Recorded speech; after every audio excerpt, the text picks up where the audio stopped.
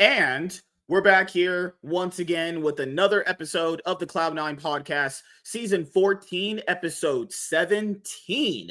So I hope you guys had a great day, and I hope you guys had a great weekend as well. And if you guys are watching this episode of the Cloud9 podcast on the replay, because you did not have a chance to check out this episode of the Cloud9 podcast when it was airing live, you guys are probably watching this episode on Monday. And if you are watching this episode of the Cloud9 podcast on Monday, then I hope you guys have a great week as well. So even though it's the start of your week and it's Monday and you guys are probably thinking like, damn, it's Monday, I don't want to go to work. Don't worry. We all have to do it, but just make sure to think about this. You're going to basically go to work, drink a cup of coffee and get through it. Just, breathe and calm your mind. And by the time you look at the clock, you'll already be at lunchtime. By the time you look again, you already have to clock out. So, I know Mondays can be very depressing for people because it's just kind of like the start of the work week, but don't worry. We're going to be able to get all through it together. But nevertheless, as you guys know from the previous episode of the Cloud9 podcast, we are officially in the spring season for the LOL Esports 2025 competitive League of Legends season. So that means basically we are not going to be having a break until literally when MSI/EWC is over. And then I think there's going to be a little bit of like a week and a half break like it was for the end of winter before the competitive leagues start once again. So that's why I had us take off that Sunday, because basically we would have legit no break until, the end of spring. So good to have a break right there. And then now we are officially into the swing of things. And I know you guys really enjoyed the last episode that we did. We made sure to bring that usual casual fun and banter and entertainment for you guys. And now we're ready to bring it to you guys in this way, which is in this episode of the Cloud9 podcast, we are going to be talking about Doublelift and his near airport team that he ended up starting. Then we're going to do our LCK 2025 spring split tier list. And then we're going to be talking about the LEC 2025 spring split beginning and talking about the teams that ended up playing in Europe. And I do have a one-on-one tonight. We're basically going to get you guys in for a nice hour, 10, 15-minute plus discussion like you guys normally enjoy. Nigga, let's start the show, man. Why are you yelling at me? I was trying to introduce you. I was trying to be like, no.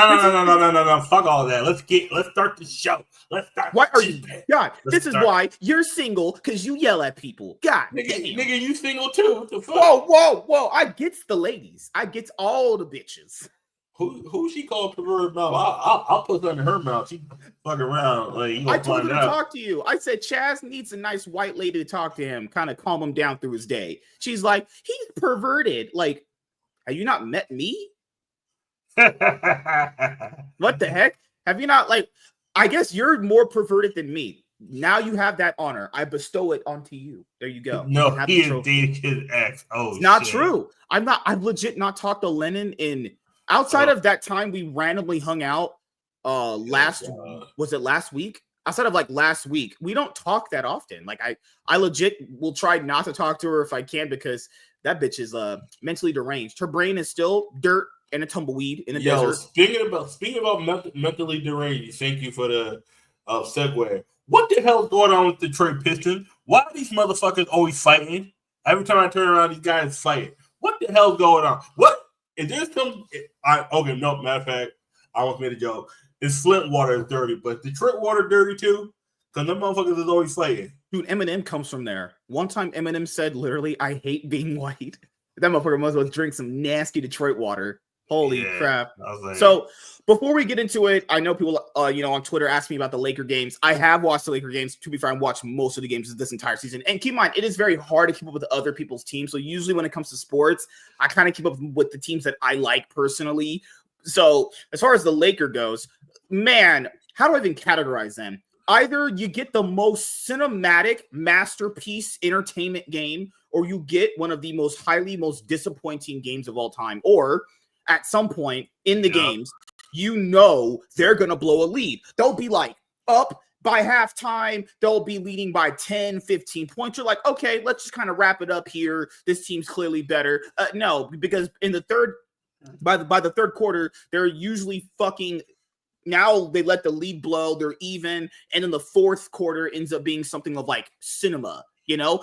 LeBron ended up making a buzzer beater to win against it was the Pacers, actually. And he now is one buzzer beater victory away from tying Jordan. And the only person under him is like Kobe. And I think the only person under him is like, I think it's Steph Curry or some shit. Yep. It's like, that's crazy. But the fact that Luka ended up even missing that to even have that as a scenario, just fucking insane. But LeBron, you know, I'll give him credit. He did clutch it up, being right there to do it. But it should never been in that position. They were destroying the Pacers quite a bit during that fucking game, and then they just threw it away. Complete throw. And then against the Chicago Bulls, oh my God, LeBron James literally gives up fucking 12 points in a matter of 6 seconds.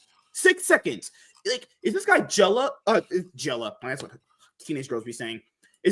Is LeBron James jealous of Luka Doncic? Because he's right there in front of him. He could just pass it to him. But he throws it to Austin Reeves, and that guy Giddey is obviously Giddey to fucking Austin Reeves is pretty much a big size difference right there. Gives Giddey the ball. He throws it to that one fucking black guy. I forgot his name. Makes a three. Then Austin Reeves kind of pulls it back with one clutch layup, and then they just lose the game because Giddey ends up making a deep half-court shot. To be fair, I'll give that had to have gone down as one of the best games I've seen in quite some time. That'll be a moment of all time, at least for a game. But god damn, that should have never happened. Now keep in mind, the Bulls and the Lakers have played a lot of the first game they played against the season was just completely just disgusting. Bulls just beat the living shit out of them. Second game around, you probably felt like, okay, it's gonna be a lot more competitive this time around, and it was more competitive. The game was very, very back and forth until Lakers had a lead, and then LeBron gave up 12 points in 6 seconds. So, yeah, that's great. Good job. Good job, LeBron. Holy fucking shit.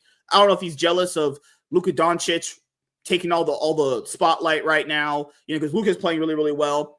Austin just gives up way too many turnovers. Like, he just can't possibly guard his man either. Jackson Hayes is fine, I guess. It's just, I don't know.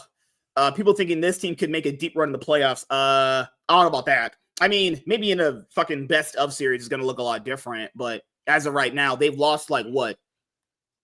They've lost 9 out of their last 12 games, if I'm not mistaken. Who? The Lakers. They lost 9 out of their last 12 games. That's terrible. I'll take a look right now. Abysmal.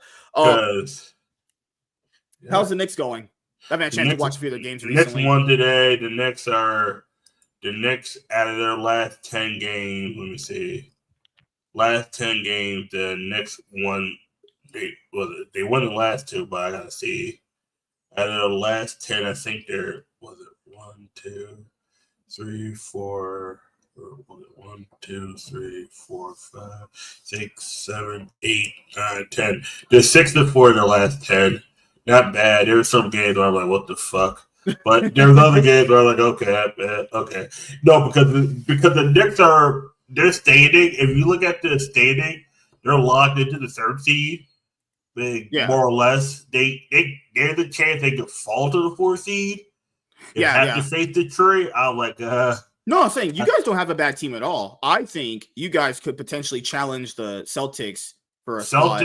Celtics and Cavs. The Cavs are pretty fucking good. The Cavs are locked in the 1st seed. Even though Boston has won 8 straight. The Knicks have won. Yeah, the Knicks are 6-4. Boston 8-1 or 9-1 in the last 10. Yep. The Lakers they're 5-5. 44 and 30, right? Yeah, Lakers are 5. 44-29. My bad. Who? The Lakers right now are 4th. We're 45 and 29 losses. Yeah. Yep. Knicks are 47-27. Damn. If they had won, there was a few games in this run they could have easily have won. They are basically, they're like, okay, so they're 31 and 13 in the. Oh, sorry, for home, they're 28 and 9. Away games, they're 17 and 20. Yeah, it's terrible. There's three games where the Lakers could have won. Lakers too, but the Knicks. They should have won in Charlotte. I don't know what the fuck happened that night. Somebody fell asleep. Same thing in San Antonio and Golden State. They fell asleep in the fourth quarter. I don't know. Other than that, they beat the team they should. I don't know why they lost. Like you're comfortably locked in. Yeah, like you guys are comfortable third seed right now. Yeah, more or less because Indiana. They every time Indiana gets close, the motherfuckers keep slipping. Hey, thank God for the Lakers beat though. It's like, yeah, holy shit. I mean, at least you're not the fucking the Suns. They got fisted by the Celtics. I still think the Celtics are going to be a contender for a title. I have this feeling they're going to fucking this was going to happen. Boston's cruising. Boston's locked into the 2 seed. You can't catch Cleveland because Cleveland just keeps winning. Cleveland's 5-5 in the last 10, and at one point Cleveland they're talking about Cleveland winning 70 games. I'm like, Cleveland's not winning 70 games. They're going to win about 64 games because. I'm trying to see our strength of schedule. What's your guys' strength of schedule for your last games? God damn it. We have to play the Rockets tomorrow. We have to play the Warriors. We have to play the Pelicans and the Thunder and the Thunder again. So back-to-back Thunder games. And we play the Mavericks and then the Rockets. And then the God. Our strength schedule is a pain in the ass. Who do you guys got? Our next game's Philadelphia on Tuesday. Okay. And then we're at Cleveland. That's an L. If they beat Cleveland, I'll be happy. We're at Atlanta. Atlanta now starting to look a little shaky. There we're at home against Phoenix. That should be a win. At this point, I'm not sure. No, because the Knicks are like so content. We have the Thunder back-to-back Sunday and Tuesday. We're about to take back-to-back. Guys, the Thunder are beating the shit out of people. Yeah. They're beating the shit out of people easier than the Cavs are. And then after Phoenix, we're at home against Boston. On TNT. Oh God, I hope we don't get blown out. Please. I'd rather lose by 3 than get blown out by 30. I live because Charles Barkley just gonna talk shit. And then I gotta hear this motherfucker talk for like 15 minutes. Mitch Marcos wants your thunder clap. Okay, yeah, I'll clap the cheeks. Oh God. Fuck. After Boston, guess where we gotta go? I just talked about this team earlier. We gotta go to Detroit. Fuck. God damn it. That gave them because Detroit plays. You guys got a weird schedule. The last game of the season, you play the Nets. Yeah, no. Yeah, that's a local game. You know the crazy part about it? I might actually be able to go to that game live. You should. No, I might be able. Don't sit in the Nets area. They might beat you up. First of all, it's in Brooklyn. It's all Nets. You know how it is, man. Local rival. I don't know, man. New York people are crazy nowadays. I wouldn't even trust it. I ain't even about to trust it. I might go, but I would go if you can. If it was at Madison Square Garden, I would go. Not Brooklyn. Brooklyn got a bunch of niggas that be stabbing niggas. I'm good, man. Them motherfuckers. Wait, you and Gunner isn't Gunner in Brooklyn? No, is he not? I thought he was. No, Warren's Brooklyn. Warren's Brooklyn. Yeah. Warren's Brooklyn and Gunner's like Westchester, I believe. Okay. From the last time I remember. After Detroit and before Brooklyn, we got Cleveland twice in a goddamn span of 9 days. And we gotta go to goddamn. Why the fuck we gotta go? Think about we got 2 home games, but in between those, we gotta go to Detroit for a random. Wait. Oh hell no. We got a back-to-back at Detroit, and then we gotta go back home to Cleveland, or back home against Cleveland. Fuck. God damn it. And then of course the Cleveland's gonna be on NBA TV. It's national TV. Oh God. What did you think about? Because there's some weird trades and firings that keep happening. Like the Grizzlies just throw away their head coach. Yeah, that one threw me all the way the fuck off. I have no idea what is up with this season. Just the most weirdest firings and signings. The trade make no sense. The Luka trade still got me. Yeah, I'm not gonna lie. This is something that I know a lot of people shitted on Carlos for. It's like I think I remember back when G2 Esports acquired Record for that year in 2021, where like this is something that Carlos said, and it still makes sense to this day, and which should always be a thing in sports. Why in the world would the Mavericks give a potential Hall of Famer, potential best player in the league, potential, as I say this in quotations, why would they ever think about giving up their best player to one of the biggest rivals in the competition? Unless it's just that. So what I heard essentially is that Luka was coming up on some pretty big money for his contract, so they were just trying to just basically shed it as fast as they can. No, that's okay. It depends on what you want to believe and what you think is truth. Because look, Mark Cuban had said that he basically made no money on the Mavericks whenever he owned it, and that's kind of like bullshit. But like, I don't know if I did that. No.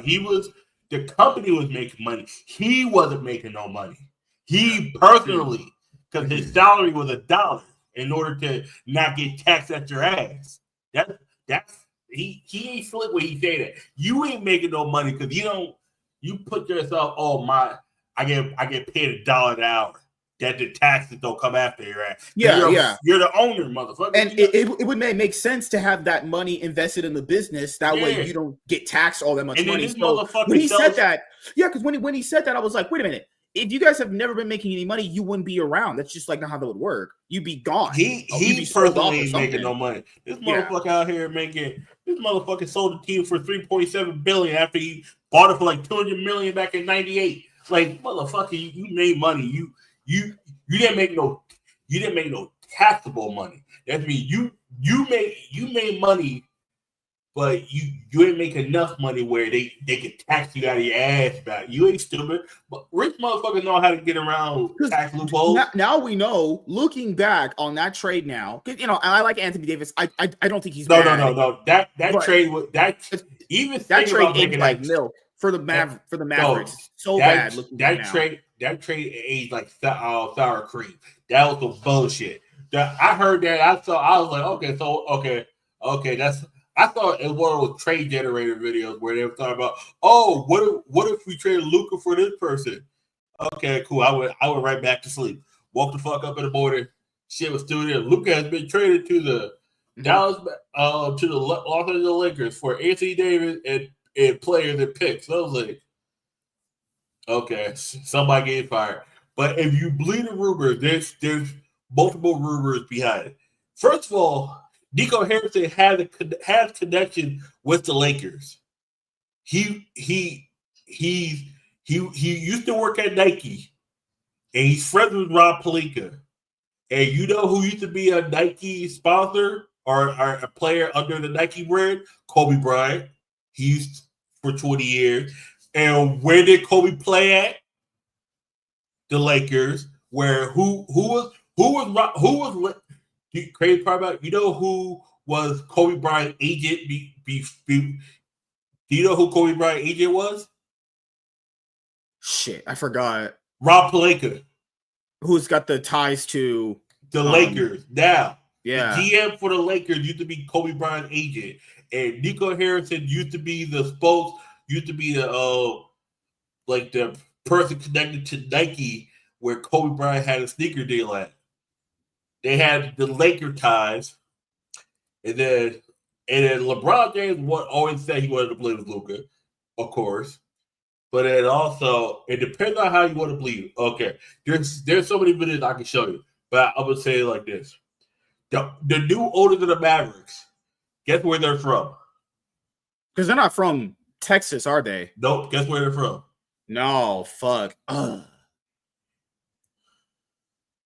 I remember. I remember the acquisition. I remember he sold, but I don't remember. It was from because I know the Celtics recently sold. I know they did. Yeah. They sold for like one of the highest fucking amounts of money you could sell for a team.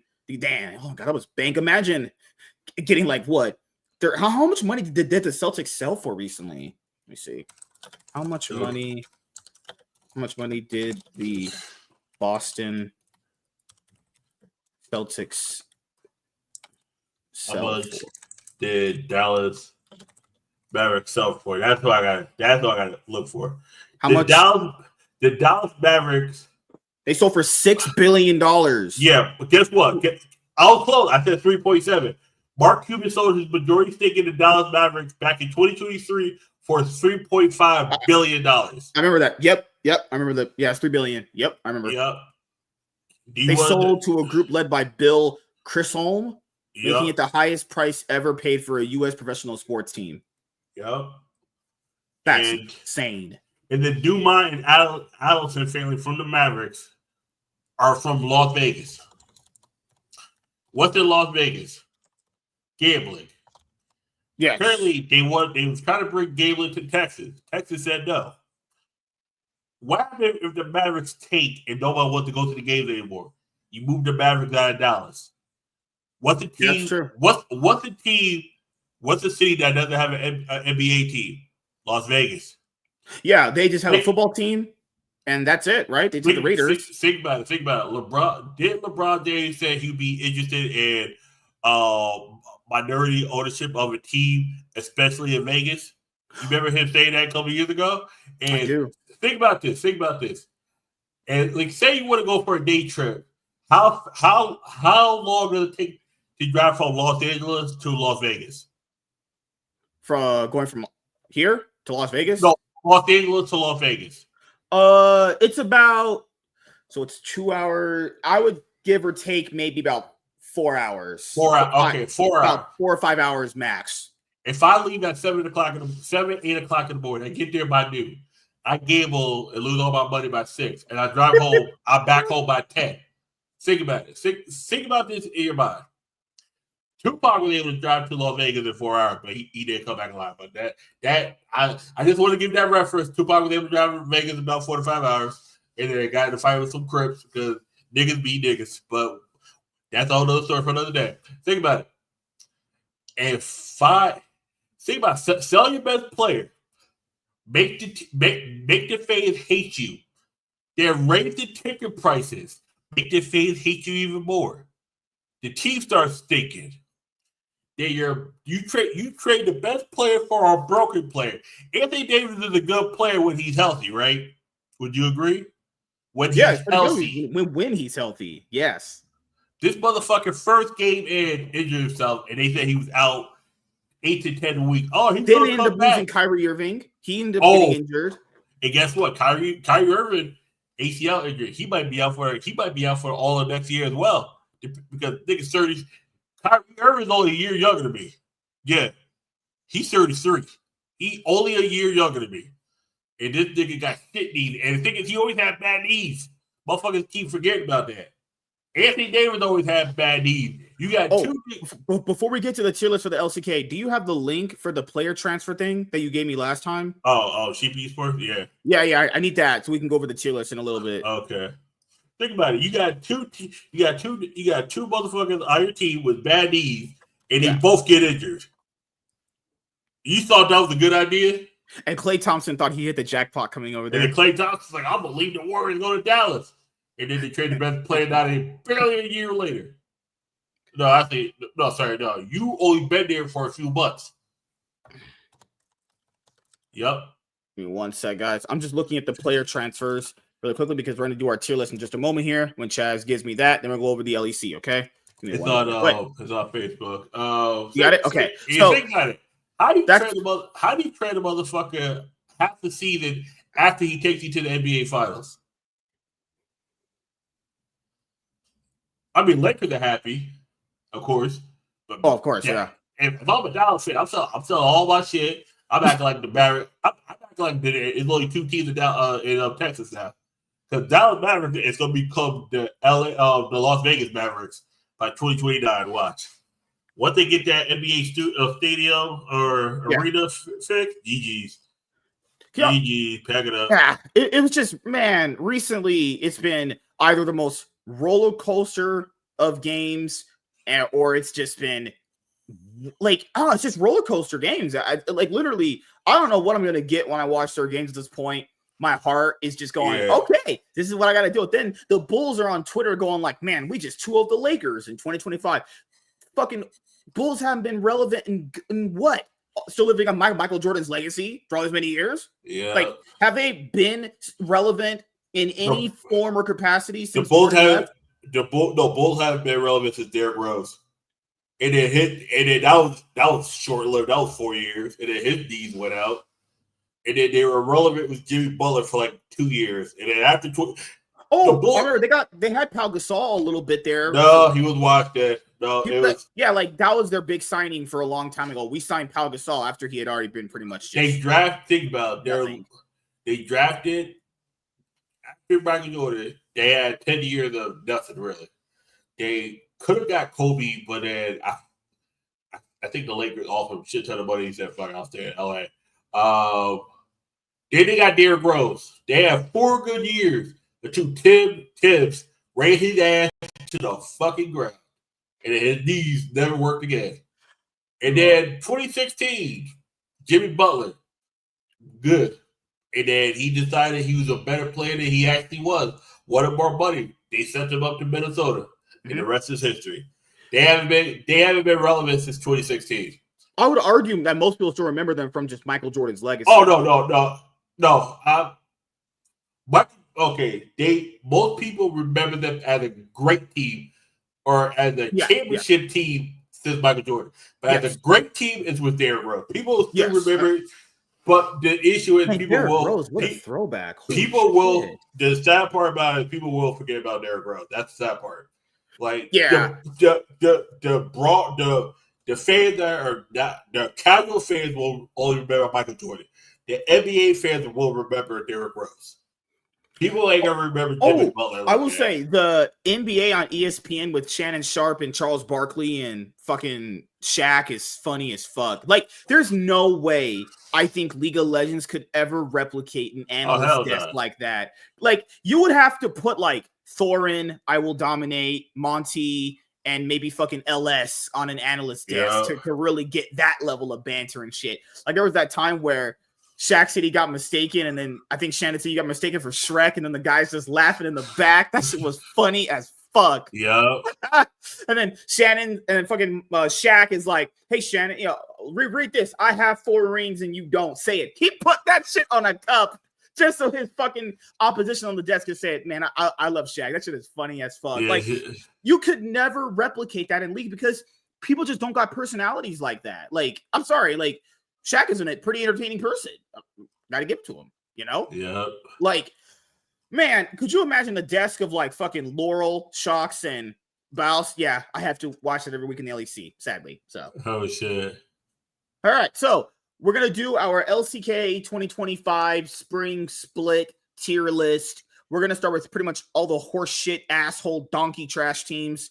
First, we're gonna save Gen Gs and the Hanwha Lifes and the T1s for later. And DK is like in that 4th right here. These are like the big 4, I would kind of say. Yep. So let's go with who's the worst team? Freaks. D tier, trash. Fearx. Fearx is absolute dog shit. Is this the same roster? If that is garbage. Yeah, clear. They have Vikla. Vikla in 2025. Holy crap. I would say the Freaks are trash, honestly. These guys aren't really that good, honestly. Who's DRX's team? I forget their team sometimes. DRX is nope. Rich, Spud, Juhad, UCal, Petty, yeah. Freaks have up there. Freaks have a upside team, but they play with a motherfucker named Doodoo, and yeah, that's enough said. Berserker Life. Sometimes Life looks like he's dead. Berserker Life has no life. That man's lost his life in games. Life before death. That's life. Berserker, I swear, Berserker needs to be on a better team. I feel bad for him. Bulldog is Bulldog. And Fear X, I feel bad for Kellen. Everybody else is dog shit. Nicholas tried. The only person on Fear X was DRX. No, you're right. One person on Fear X is Kellen. Kellen's the only one I'm like, shit. Vikla just had the worst. Vikla has the worst role because he's a ability that just gets shit up by everybody else. He has legit no impact. Yeah. In Korea, guys, when you genuinely have a mid laner that can't impact shit, it's just not worth it. Like, DRX, Teddy came in kind of late because he had those medical issues. But even when they got Teddy back, it's like, you probably should have started this guy fresh in spring because it didn't really make that much difference anyway. UCal never really performed well in the LPL. UCal had been in the LPL for like 8 years and he ain't done shit.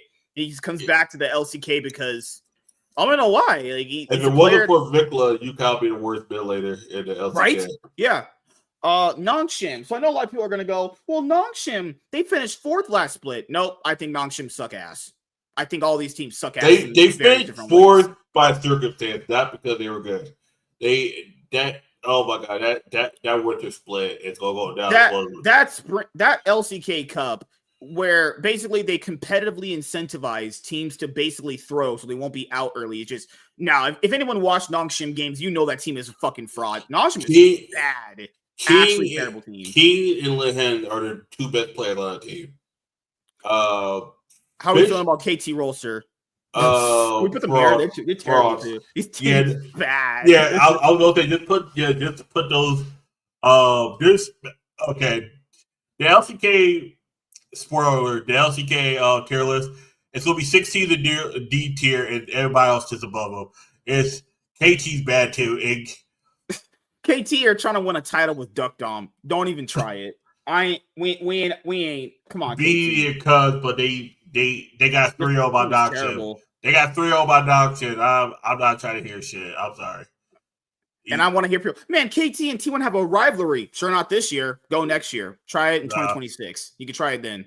There ain't no way you're about to convince me this roster is going to be doing anything in the LCK, let alone even making it to Worlds, unless they somehow just magically get the best form known to man, which is not possible, you know? Bro, not the worst team, surprisingly. I think they could be C tier. They're okay. They're just okay. You don't think Bro going to be okay? You think they're going to be D tier? Bro D tier too. I would rather put Nongshim C tier over Bro. Oh no, now you're tripping. Now you crazy. Bro, just, I don't know, man. I mean, okay, I'm not gonna lie. I don't really care where you put Bro because Bro ain't winning nothing either. Dude, you're Bro, man. I'm just kidding. Let's keep it a buck. Bro ain't winning nothing either. I think they're like slightly stronger than these teams, but then they're competitive. They're competitive, but that doesn't mean much when everybody will just fist you. Now we have our top 4. Okay, so let's. Humble Life and T1 are usually the most popular ones, so we'll do Genji. D plus. So DK actually looked like one of the best teams in the LCK for most of the cup. They looked very good until they faced Hanwha Life. They lost to Hanwha Life. It was a 5-game series. It was very, very close. And then they played Genji, and Genji 3-0'd them.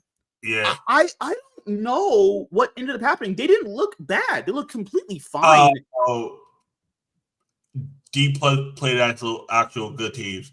I'm gonna tell you this. And this is like a square. T1 can beat Genji. They can go toe to toe with D plus and Hollow Life. They can win or lose against them.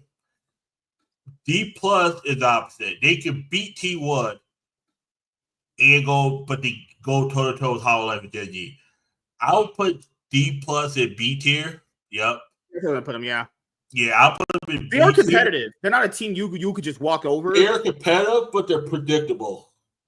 At some point they're not going to be able to cross the finish line. They could get top 3. They could get top 4. They could be good in the regular season. They're going to World by default. That's they're 4 seeds. If they keep up the form they had in winter, I think they'll be competitive. I think it'll be fine for them. But I don't have confidence in the team.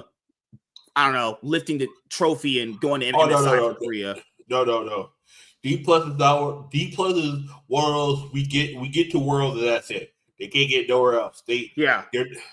And who knows? That maybe winter was the height of how good they're going to play the entire year anyway. Who knows? Yeah. You know. But then again, Showmaker's still on the team, and I think for the most part they were okay. It's just I don't know what happened. Maybe just a bad string of days between the best of 5s just caught them off guard. Oh no! I've never seen a team drop form like that from being that good all the way till then. I've never seen it.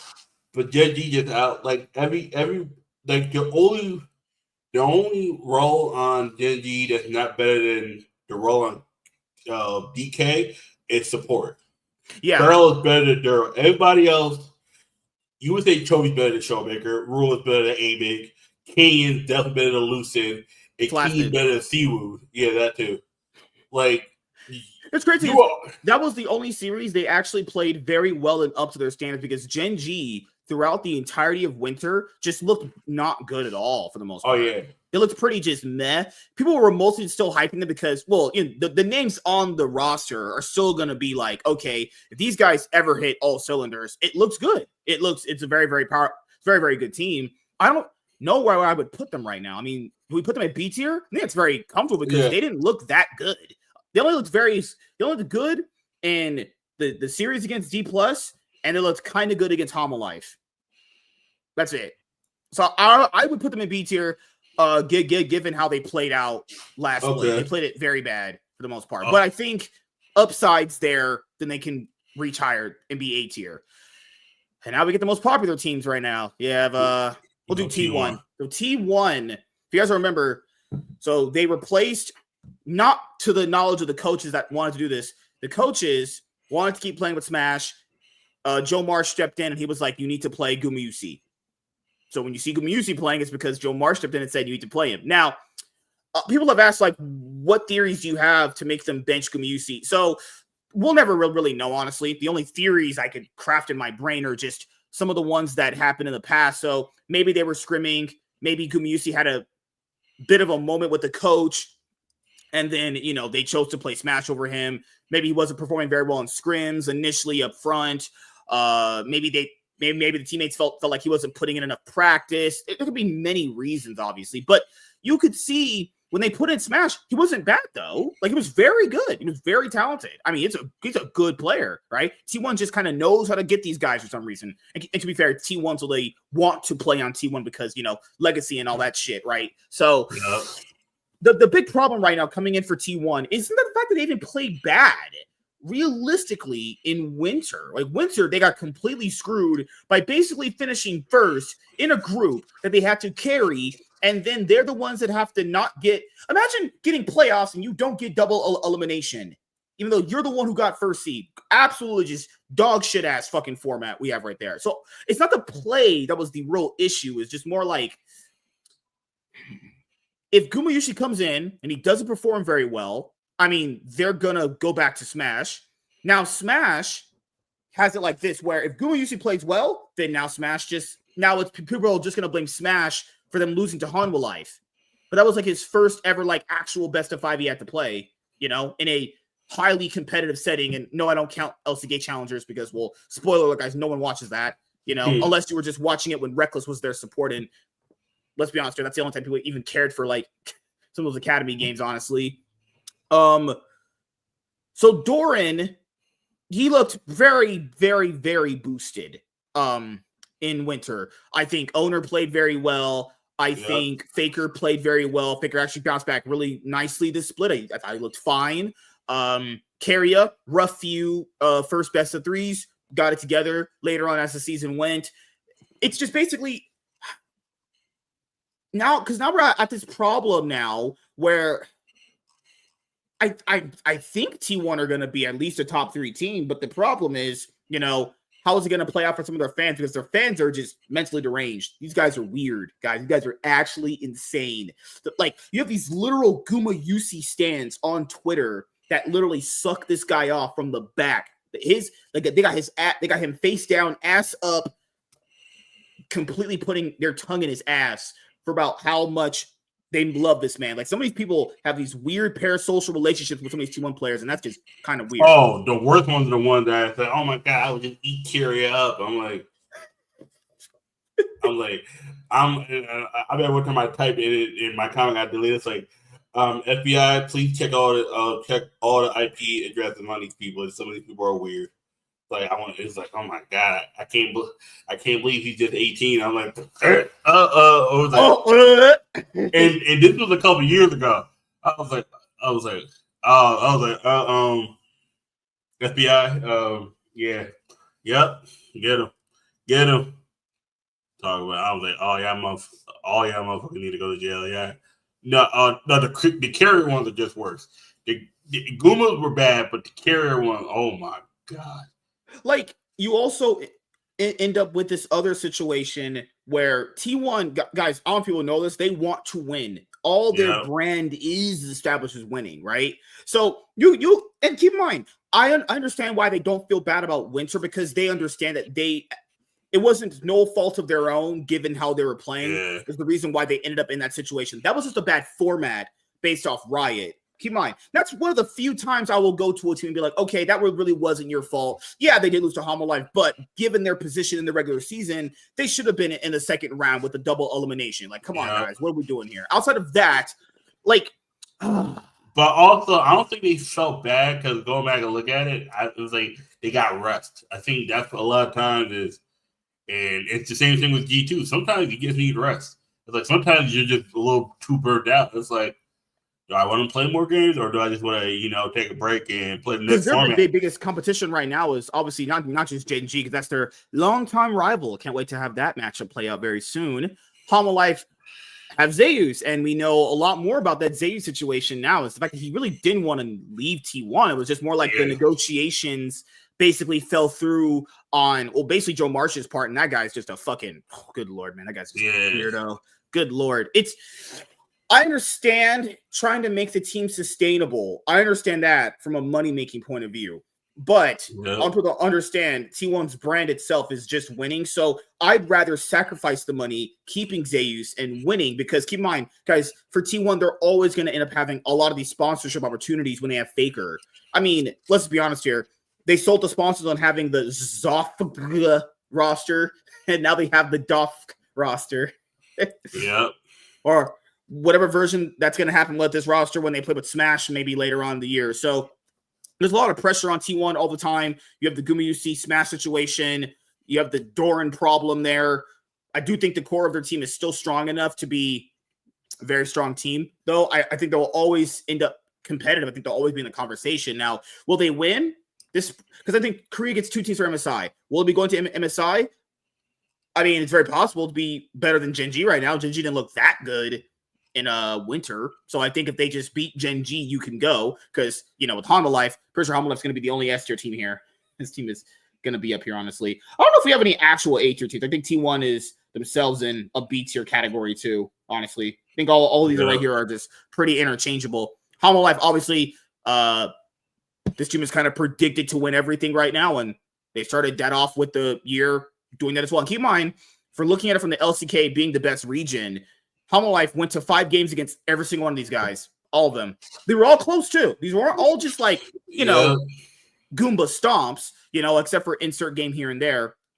But Homolife should be the front runner to win the split. I think it's just, if you want the power ranking, I'm pretty sure this would be your ranking right here. Homolife, T1, based off how Gen G's recent performance has been, you put Gen G third, and then D+, they'll be able to contest against these two. I think for Gen G and T1, D+ is the team that you really, really want to make sure you're beating, because that could be a team that could easily surprise given what we saw. So that's our LCK 2025 spring split tier list. So who do we have to watch for the matches coming up? Because we have to end up going over the LEC. So the LEC 2025 spring split begins, and man, didn't you get hyped watching cinema? That's what you call it. That's what you call it, cinema. Oh gosh. Well, there's cinema and trash. And sometimes both. Oh, okay.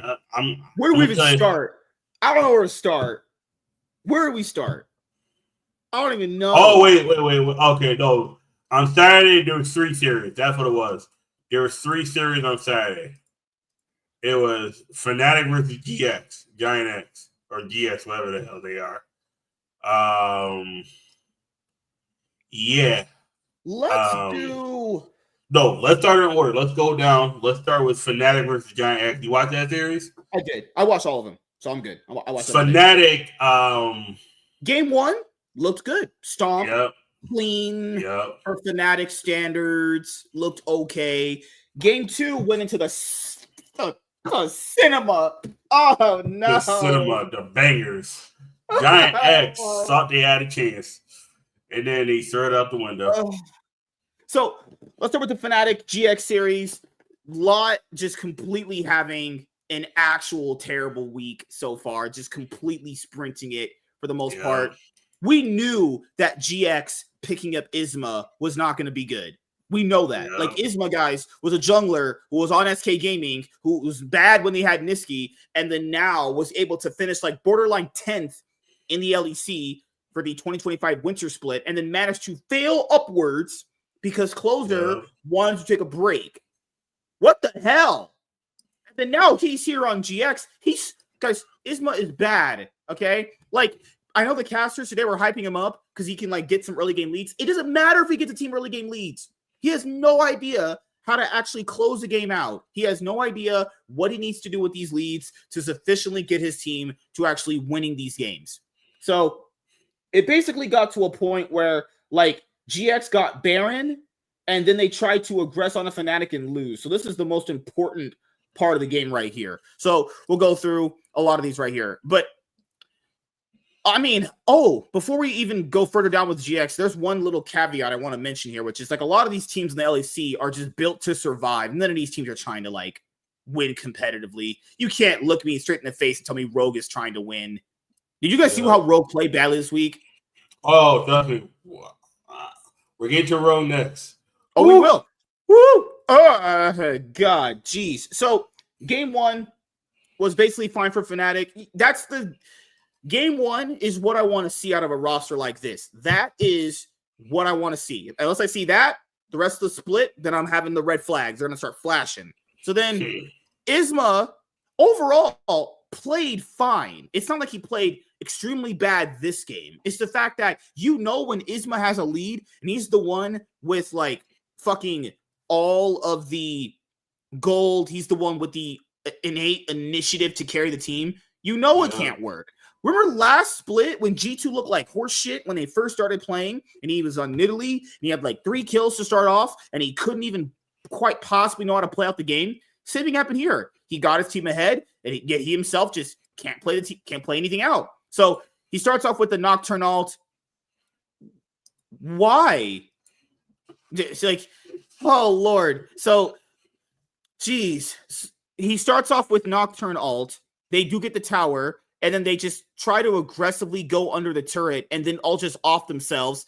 And then Razork solos Lot in the mid lane. And then that just threw game 2. Because Fnatic were playing very dicey this second game. This game by then wasn't clean at all. Mickey X was throwing and a lot of the team fights early on before this. I don't even know what the hell was going on here. Can you guys tell me what the fuck's going on here? What is this? What is this, Isma? Cinema. This is I don't know what this is, guys. I've never seen this. A team with a Nocturne, and you have Corki with his big old giant package, and you have Azir who could just poke them down. You could just poke them down. He doesn't have to pop his ult. They could just poke them down. You could just do that. You have a poke comp. Just hit them. Why would you even pop your Isma? They know where you're at. You're on a ward. You're not hit it. You know that, right? So he flies in. Jun goes in with him. Okay, just get the turret. Mickey X ended up catching them. He catches them with Renata's ult. I think isn't her. I forgot her ult's name, but he ends up catching her. And then Razork ends up soloing out Lot right there. Lot, who's been fucking running it down all week. I need to not see this guy play for a week. I need to cleanse my brain of like what the hell he was doing this week. So then they lose their top laner, and then suddenly everyone dies. Because Fnatic's comp can skirmish very well, and they also have a good amount of hard CC and poke on their team as well. Don't know how Fnatic even possibly didn't go to a game 3 on this one, but GX is just so unbelievably bad that it didn't matter. And keep in mind, this is why Fnatic got rid of Noah and Jun. They are not clutch in any single way possible you could think of. If there's a way to throw a game, they will. But, I figured out Jun is the right ADC, but like Noah just not. Like, no, that doesn't have any confidence in himself. I know people were hyping up Jackie's the same way as Vladdy, but we've seen them play for a long time now. Vladdy's just better. I was never a fan of Jack. I was never a fan of Jackie. I just thought he was just he's the middle laner version of Patrick. He's just there. Yeah, some of these guys playing now are just basically Patrick in different roles in some of these teams. Like Lot, I think when it combined 0-11 the past 2 days, How in the world can a team possibly win with Lot? You're going to tell me that GX is trying to competitively win with Lot. Please try to convince me of that. And then they're going to bring over Isma, who was on one of the worst teams in SK Gaming last split, and you're going to try and convince me this is the guy that's going to... SK, went to the challenge. He got dropped mid-season. Yeah. Keep in mind, he wasn't like... This is not a Malrong situation on Rogue where it looks like Malrong is actually playing decently well, but his teammates are just fucking trash. No. It's not even close to the same situation. Isma is just not good, and his teammates just happen to be also at his level also shit. Like, there's a reason why Noah is just not going to be able to do anything on any team because he just has no efficient way of actually clutching up for a lot of his ADC plays, actually. So that's just kind of what I thought about the Fnatic GX series. Game 1 was completely fine. Game 2 went really, really dicey. Should have went to Game 3, but Isma, if there's a way to throw games, he'll find him. He'll do it. There's ways for Isma to throw games, and I will never trust that guy with the lead ever. This game is just, what the fuck is Rogue doing? Holy motherfuck. So Rogue can't win from ahead. Rogue can't win from behind. Rogue can't play out 8,000 gold leads. They can't do anything. I don't know why they're here. Oh my God. If you're a Rogue. And Chaz told me on Facebook, it was like, man, Rogue, they got a lead. And I was like, good. I don't trust it.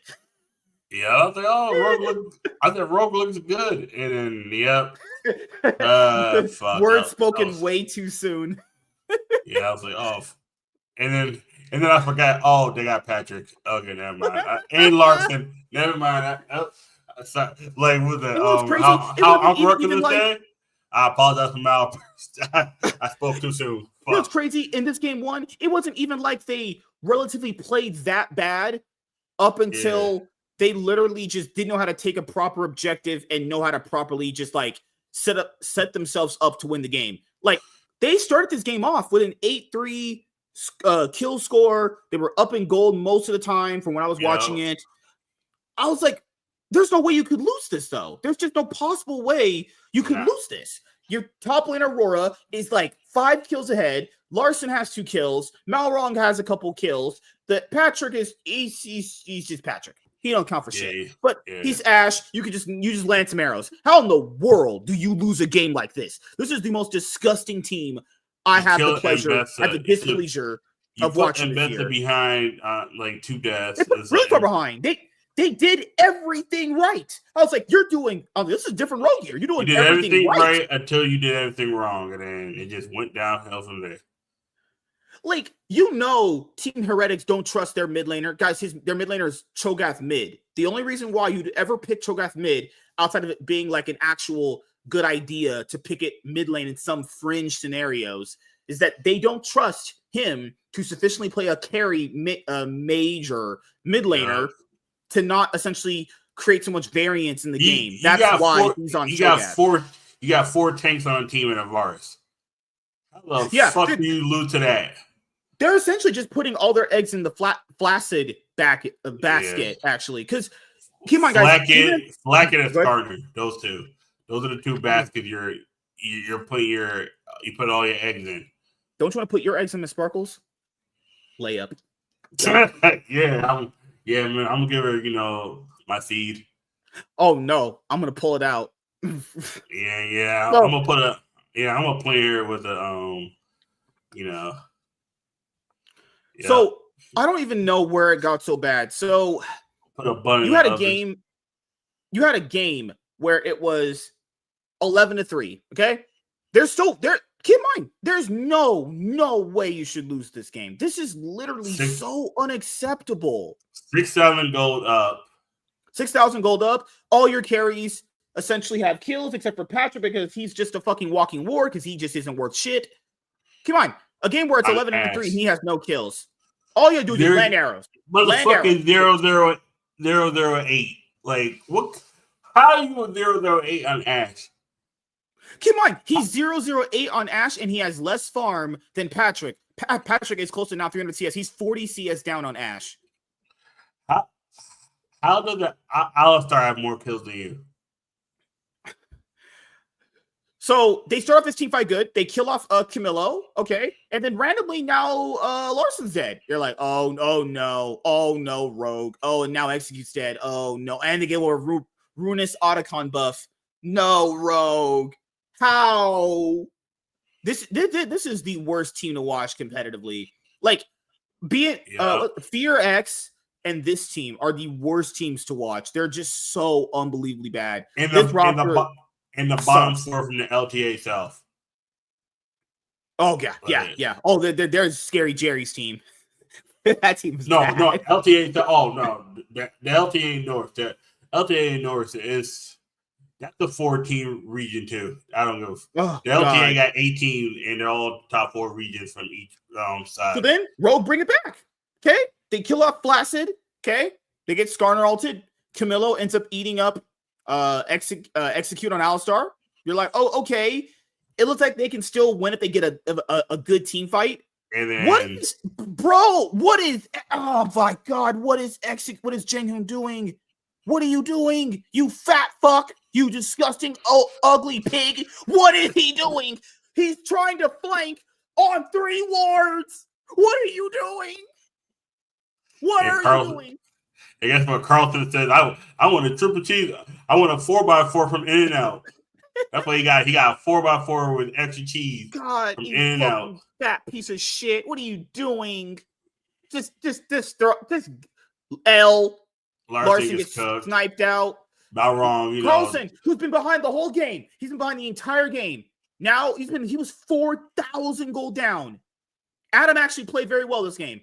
I wouldn't really say it's his fault they lost, but goddamn, did he make sure they didn't also win either? Yeah, Then it's over. Game over. You just suck ass. A mid laner who this team doesn't even trust him to play mages, plays Cho'Gath. None of them have any penetration against Cho'Gath. No one decides to build any armor pen. He's only stacking health. He's not like that. He's not that much damage. Just in game 2, they lost their confidence after being that far ahead game 1, and they we gotta show them game 2. Game 2 they got. Yeah, we gotta show them game 2. Because I want to break down the psychology of how teams lose their confidence. And this happened. Remember what happened in the first part of winter when they had early game leads against teams that they should have won games against. They lost those games, and then it was a downward spiral to just destruction for them most of the time. Actually terrible. Holy fucking shit. Game 2, I'm not gonna lie, I straight up skipped to right here because I knew they were but Chaz wanted to break this game down. So go ahead. I gotta send a message to someone really quickly. Okay, pretty much they lost that draft because they had a lot of short range champions. They got you got Patrick on Corky. That's mean he has to be close in order to do damage. You got Execute who's supposed to bring in people. Gwen, Adam on Gwen's all right. Not wrong than that. He's building. I'm trying to remember. He has what's his runes? That's me. He's gonna get. Malrong has not press the attack. He has the axe one. He has Conqueror. Yeah. He's gonna be tanky if we get there, but nah. Team Red's comp did better. They finally put Camelot on Way. I'm like, oh shit. Okay. Sejuani on Sheu. Carlton on Jax and Flacken on Ezreal. I knew at this point they were cooked. His draft is terrible too, for being completely honest here. I understand the Gwen pick and the Jax, that's fine. But then again, with this much CC against Gwen, because that's one of the only ways to really stop her sufficiently is just CC and just out-kiting her. Every single person on here can kite Gwen. It's like, why you go for Gwen? Yeah, you're like, okay, Gwen will do well against Jax. Cool. These other 4 champions, doesn't matter if she's there at all. Yeah. Malrong on fucking Jin Zhao. It didn't land in anything. It just didn't matter, honestly. Larson is just sitting here doing nothing most of these games. They're taking Void Grubs really quickly. They know they're taking Void Grubs. That's why they're positioning like that. And then this was the part where, fucking hell, I know one of them. Okay, yeah, so you have Patrick pushing mid. Larson still pushing Bod. Then they end up getting caught out in mid. Oh, it's just I hate these people. Carlson goes, you know what? I'll just fight Adam. Yeah, 1v1. Yeah, this is why you don't pick Gwen into Jax. Yep. It is for sure a skill matchup. I will give you that. And now your little advantage you had in Gwen is not there because now the Jax is outscaled you. The Jax has Trinity Force now. Yeah. This whole game, you're getting completely shit stomped. They got completely fisted. This is why you don't have Patrick. This is why you don't have Patrick as an ADC. He cannot provide you anything in the game other than just sitting there and autoing minions. There's nothing this team can offer. Rogue is a horrible team to watch. Thank God this team is... Rogue is apparently rumored to be like in advanced negotiations to sell their spot. Yeah. Good. Please get them out. They weren't trying to win forever. Rogue they helped Team Ironic with the Baron by putting damage on it, and then they were able to take them out. They put damage on go back real quick. Go back to that, and then we can move on. Look right here. You're at about 9. Right here. And then we're gonna walk. Right here. They're at about 9,000. They're 8,7. They're chugging it down. They get there right about when it's 4,000, and then look, they damage it. Okay, I'll poke them out. They damage it, and then they just get murked. You help them get the Baron faster, and then you get murked. Right there. Also, keep in mind, there's no reason to contest that. You just there is no reason to contest that at all. 4 Drakes, they're like Tower, both of them got map pressure. Yeah. You down almost 8,000 gold. I'm done. They're right there. I just wanted to break it down. This team has no confidence. This is what's happening with the Dallas Mavericks. A team that is clearly going to get sold, or in this case, Rogue put the worst team together because they're like, all right, cool, let's just sell, get the hell out of here. We don't care anymore. Rogue went from top 8 at Worlds to changing their own name the next year to being out of the league within 3 years. Yeah. We were thinking originally, hey, you'll go back to Rogue. You were a somewhat competitive org for a little bit there with the likes of the Fanatics and the G2s and the Mad Lions, and then they came back and put together a shit roster last year with Finn. And then boom, Ezreal came and took out Gwen. You take out then Rakan. This year. They kept Comp after Comp was not even trying anymore to win. He was just existing. And then they got the same player. They went from Comp to Patrick. Why? There's no difference between them. Comp had higher upsides because he ended up winning a split. He played really well in that 2022 year. That's the only year he really ever popped up in anything. And outside of that, he's been what Patrick has been. Like, I'll give it to Rogue. You should have won game 1, but you didn't because you're trash. And you get stomped game 2. And that's what happens whenever you guys see games like that, when a team is stomping a game 1 and should have won it and they lose it, they play game 2 and just loot. And they just I just wanted to break down that right there. That Baron, that wasn't even a Baron fight. It was like, oh, let's help you take down the Baron. And then okay, cool, thank you. I do know Chaz wants to go in order. I know he wants to go in order, but I have to talk about this Carnage game. Oh my God, this game. Real quick about G2 Mad Lions Core. G2 Core is easy. You had game 1, Broken Blade stomps. Game 2, Merwin stomps. And then in game 3, G2 stomp. That one was easy. I'll give it to LeBron. He played a good series. I'll give him that. LeBron played good. The reason why I don't really care to talk about Mad Lions G2, but I want to talk about Mad Lions Current Core. That's the theory that. Okay, Giant X versus Vitality. Game 1, Nagger. Yeah, actually had a good game. In game 2, he was on Gnar. He looked very, very well. Game 2, Jesus Nako. Right. I don't know what kind of name is Nako, but okay. Game 2. Well, if I was a hood black guy, I would say inward, but Yeah. James is here. He says Patrick was really sought out for a few. He was, but that was a long time ago. He was never really ever truly good. He was okay when he was set up in a specific way, But we have game 2. I can't believe Vitality won with Rise. And then Nako, I'll give him credit. He looked very well on Gnar. He looks very good on Yasuo. If he can play like this the rest of the split, Vitality still isn't winning. And winning shit. Oh, but at least they won't be like Astro shit like they usually are. They'll be 5th. Niski, as you guys know, Niski, that mid laner, was on Cloud9. He was on Fnatic. He was obviously, on a lot of these Western teams. I think he was on Envious back in the day. He's a support now for Vitality. He got apparently no offers to play as a mid laner. So he was like, you know what? I can at least play in the LEC if I'm a support.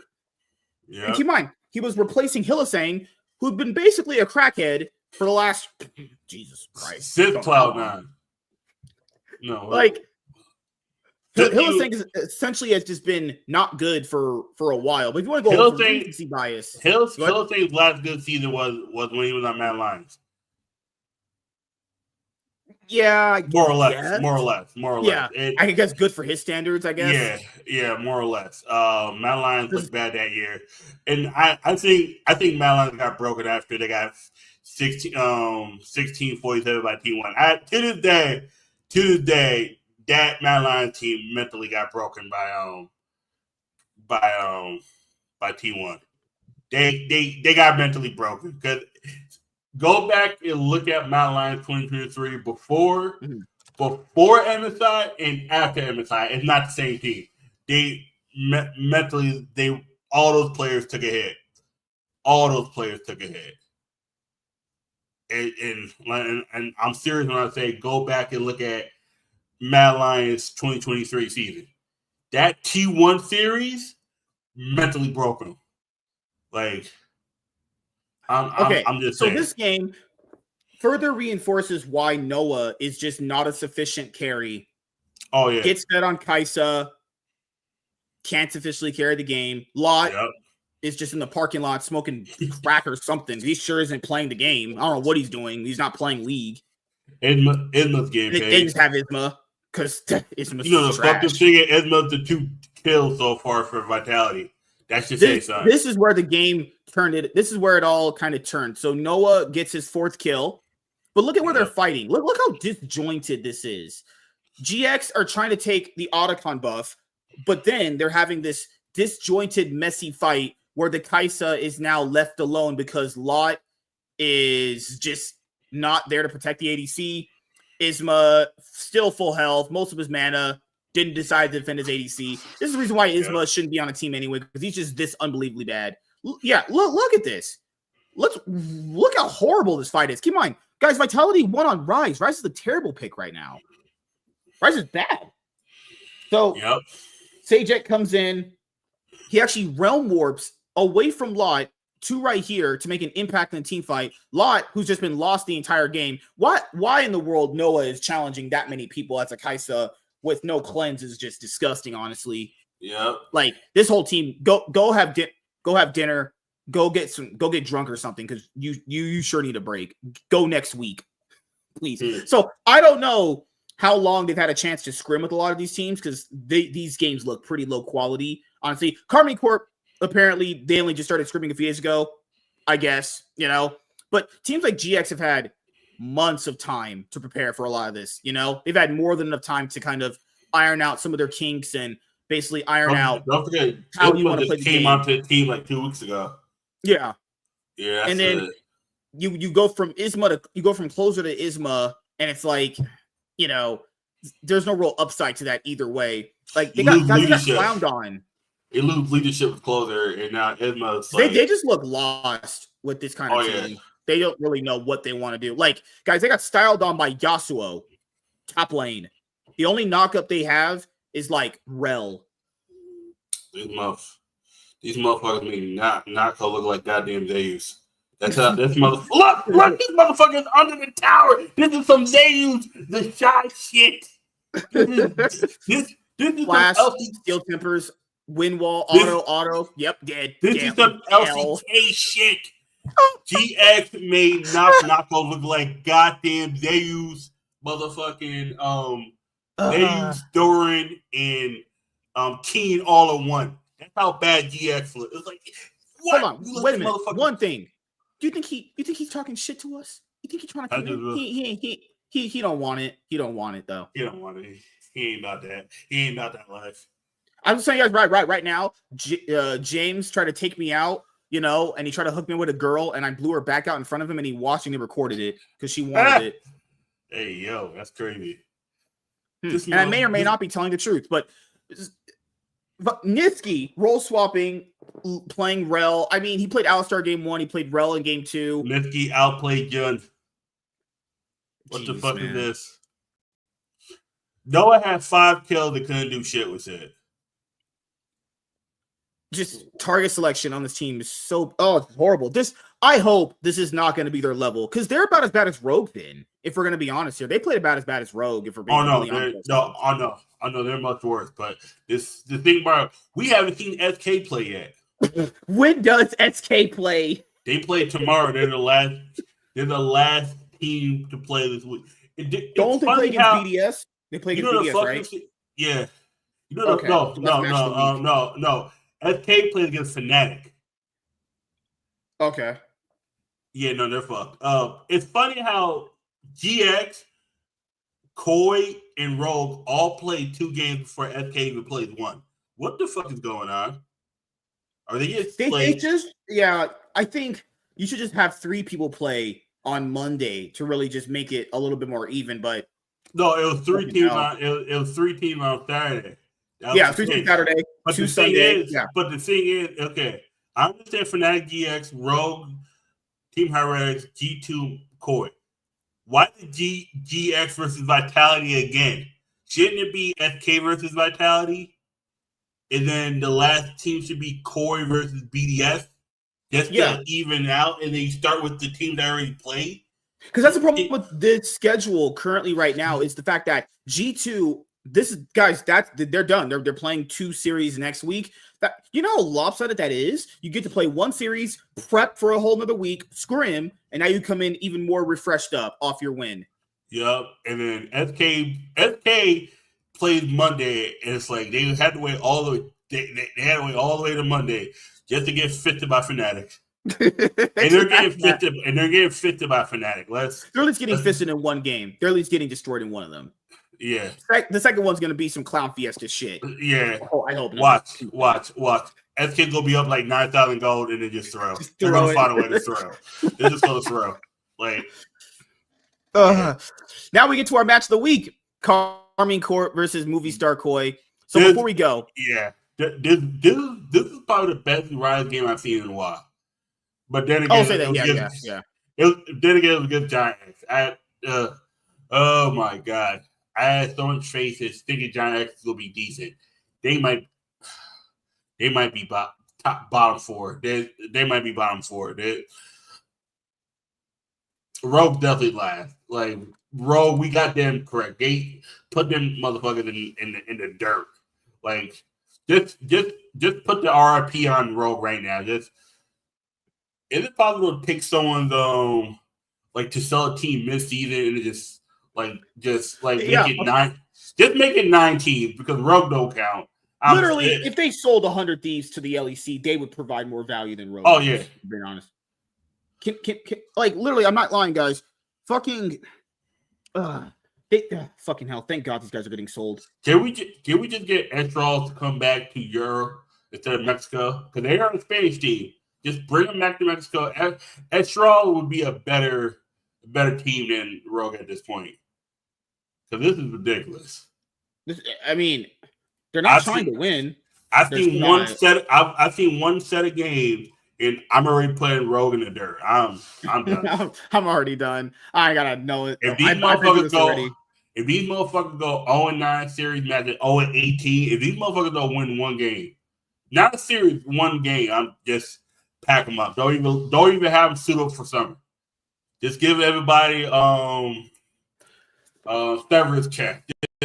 Before we go and talking about the match of the week here, so this came from Sheep Esports. Source says Navi is in advanced negotiations to acquire Rogue's LEC slot. So Navi has one of the best Counter-Strike players that Thorin always talks about. His name is Simple. One of them. There's a few Counter-Strike players that I know because they're always on Twitter constantly getting sucked off by a lot of people. So one of the more well-recognized Counter-Strike orgs is going to be in the LEC. Now, I'll be honest here. I don't know if they're going to keep the players. They shouldn't. All these players need to be gone, minus basically Malrong, in my opinion. If they come into the league, just cut everybody. And make sure to cut that guy Fly, who literally has tanked Rogue ever since they won a title. That guy has actively tanked Rogue. Remember when Ottawamne kind of wanted to resummon Rogue and he told people that he was retiring? And Ottawamne said, what the fuck? First time I heard about it, I was retiring. So, I mean, I'm pretty sure we could all guess that Rogue was trying to sell. Rogue had been not trying to win for quite some time. And you can honestly feel this forever, honestly, when a team starts doing this. It's so easily noticeable. But I want to go over a few of I Will Dominate's tweets talking about the Team Vitality GX series, which was obviously Niski needs more practice on support champs and had some int moments. But I think the whole idea of bringing him in was to have less overall variance in the games. And that was evident by Vitality's play today. I mean, yeah. You knew going in, basically they told Niski, don't do what Hylissang did. Just engage, make smart engages, and we will do the best we can to make follow-up with that. That's all they needed, right? I don't know if that's going to make them, I don't know. I don't know if it's going to put them and propel them to be like top 4 material, but I think we had them at what? I think we had them at last. Yeah. That's all. I still wouldn't trust them in a playoff scenario. Honestly, currently right now, yeah, you have a honeymoon phase right now with Niski, which is okay. But once that phase is over, I want to see how the team is going to look without just having a new player enter their team. Or maybe they want to get a player that could, bring a lot more different direction of the game doing it. Now, keep in mind, him not being a traditional support player will obviously show at one point. I mean, this happened to a lot of people. Like with Sven, remember at Worlds when people knew he was going to get massively exposed? Now, keep in mind, this is not Worlds. They're not going to be at Worlds. Vitality, if we're talking about Vitality here. But at some point, he will have a hardship that he'll have to overcome as a support player. It just is what it is when it comes to these things. But for right now, apparently, ride this honeymoon phase to some wins. But, that really is going to be the case for them. Yeah, this is something that Isma built versus this build looks great versus Azir, Varus, Gnar, Isma. Yeah. Isma built Heartsteel, Warmugs, plated steel caps against against a Gnar. Holy shit, what are you doing? Yeah, people say nice place for a closer. I mean, well, closer kind of pseudo retired, I guess, but getting Isma was just terrible. Isma is a very smart and good player, by the way. Deserves okay. That's crack. You're doing crack right there. I don't get it. I just don't get it. Horrible player. Terrible fucking player. So before we go over Moviestar Koi and Carmine Corp, this is something that Niski had talked, not Niski, Jesus Christ. This is something that El Yoya had mentioned to one of the interview outlets. So what El Yoya had talked about was we're not being disciplined enough in practice and it's hurting us. Yep. Sounds about white. Yeah. I want to show you. It's crazy. We don't even have to watch the first 2. I want to show you guys this game 3 that I saw. Keep in mind, Carmine Corp had only been scrimming for like 2 days. And this is the chance that you need to beat them. If people think they're going to actually scale up and get better, okay, you need to beat them right now when they're in that scaling phase. Now, keep in mind, we also were right about how Targamas is going to play in straight up 2v2s. Targamas is awful in straight up 2v2s. Laning, like, role swaps, are able to hide a lot of people's weaknesses and also give them some other avenues to win the game. Targamas is going to be one of the worst players in straight up just like 2v2 bot lane scenarios. I'm telling you guys, I saw it today. It's going to be a prevalent thing. Like, he is not a good player. I want to show you guys this game 3. This is criminal on levels I've never even seen from Moviestar Koi. Holy mother of God, this was bad. Jeez, I actually just don't even know what the fuck even happened. I mean, I hate and love lane swaps. I don't know. I've never been the hugest. I was never the hugest fan of them. I don't care for them. Do they make things a little bit more fun? Kinda, but you kind of know how some of those games are going to go anyway.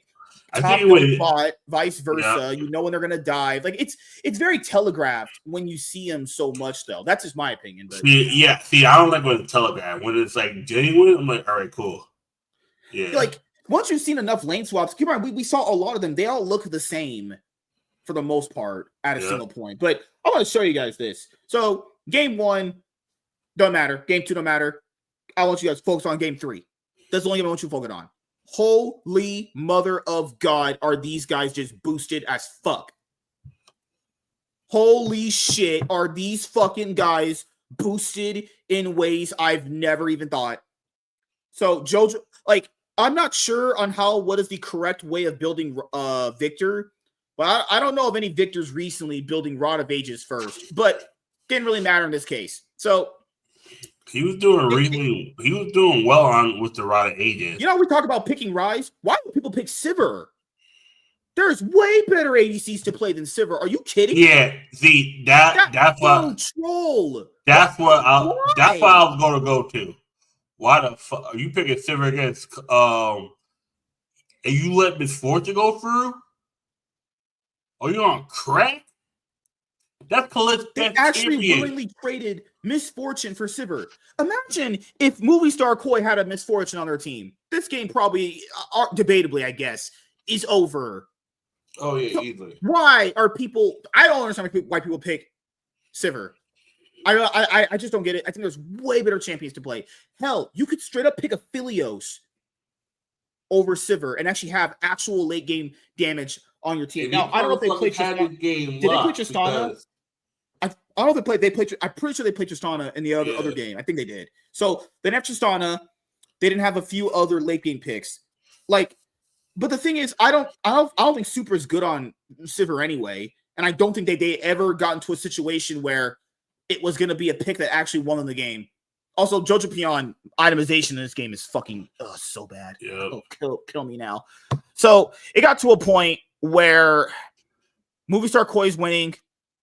Then Carmine Corp ended up taking it back. It was a point here where Supa just sprints it down to the ground. It's right. I think it's right here. Okay, so it's about right here. So for some reason, things get so disconnected on their team. They don't even understand how to win anymore. Why does this constantly happen?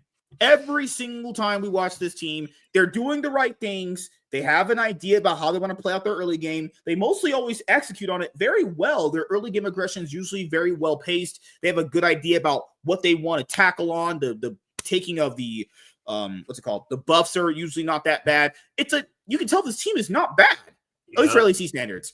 But it always ends up turning out this way. It always ends up turning out that this team can't possibly close if they had a lead this big.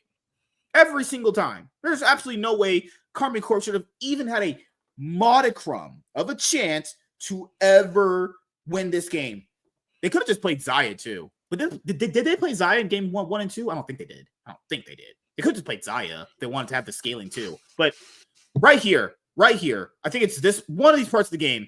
Jojo Pion goes in, tries to do his Chaos Storm, zones away Vladdy. Cool. Okay. Then Merwin doesn't end up bursting down Targamas. Merwin, what is he doing? What is all these guys doing? What is this? What is this? Yep, it's right here. It's because they kill off Targamas, and then right here, boom, 2 quick kills, and what is any of this? What is any of this? What in the world? So I think it was about right here. Yes, so this is the part. So that's the second part. Somehow Supa ended up by himself, alone. Why do you have these scenarios constantly popping up in their games? I'll never understand it. Why is Supa alone pushing the second mid tier 2? Look at where everyone's at. Merwin, bot lane. Jojo Pion is top. Alvaro's recalling. Elyoya is clearing out deep vision in the river. Why is Supa alone by himself? With no flash! He has no flash! Why is he by himself? Kalist is terrible. He just ran it down the entire game. Targamas and Kalist ran down the entire game. Mad Lions just had to throw. Why is Supa at any conceivable reason by himself? I don't get it. Keeps happening every single time. And they want to talk. And Elyoya says we're not disciplined. No shit. You fucking taco. You fucking quesadilla maker. Oh my God. Elyoya himself is not even playing that bad. He's playing completely fine in my opinion. Gets himself caught up right here. Now Kana's back on. He's on Jace, and he starts getting more kills added to him. Closing out a game is so easy in League now. I can't figure out how this is the worst season for teams trying to do it. Yeah, I don't get it either. I don't get it either. It's such an easy game. It's such a winnable game for Moviestar Koi in this position. Such a winnable game. And now they lost Otacon buff. Why are they even in this spot to start losing? How did this happen? Let's roll it black. Roll it black.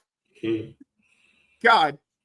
Jojo Pion, good Lord. Holy shit. Then that team fight that Chaz was talking about, I don't know how they got in that spot either, but they got Kalist. They killed Vladdy. They got Kalist. End the game.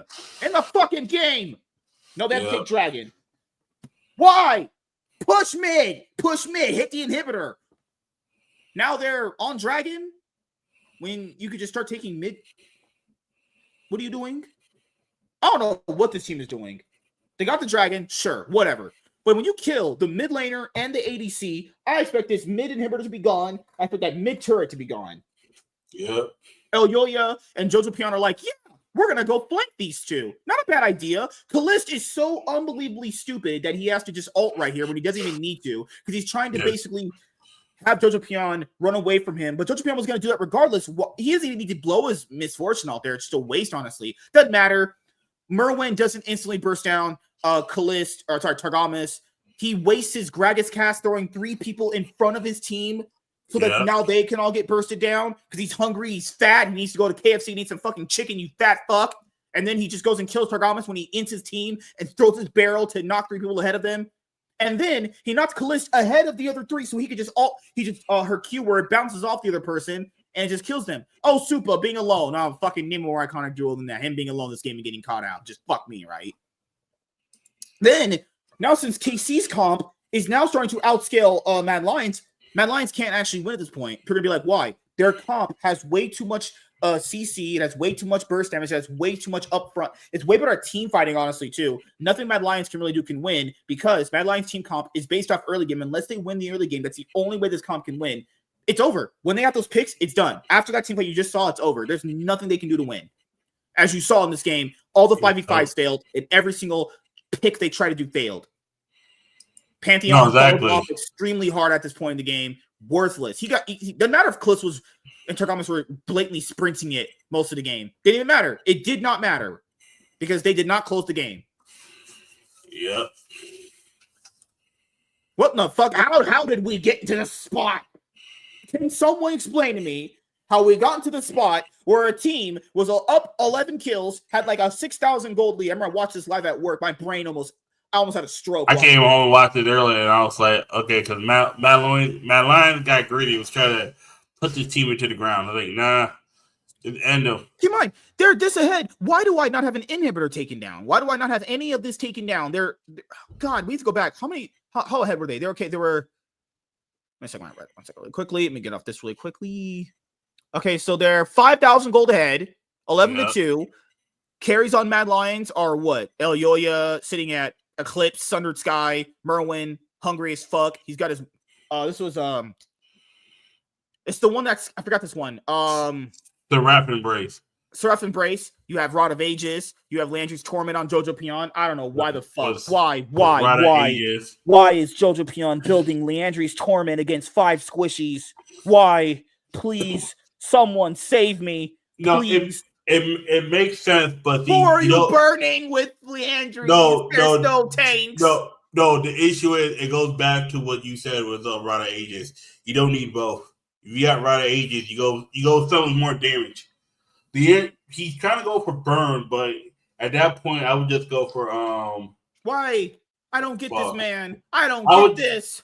No, I would just go for Magic Pen. No, what shoes he built lucidity. That means means he needs something to just straight up burst them down if he's that far ahead. Lich Bane, yeah. You need more burst damage. That's all you need. Yeah, they don't have a tank on here. Jason's gonna be tanky as far as like nothing that's gonna be that bad.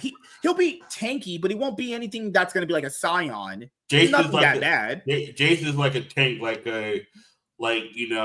when you play things like Kled. Kled's what different. No, yeah, like when you play. Oh fucking hell! Like when you play someone like Darius, you're like tanky, but you're mostly focused on burst damage, right?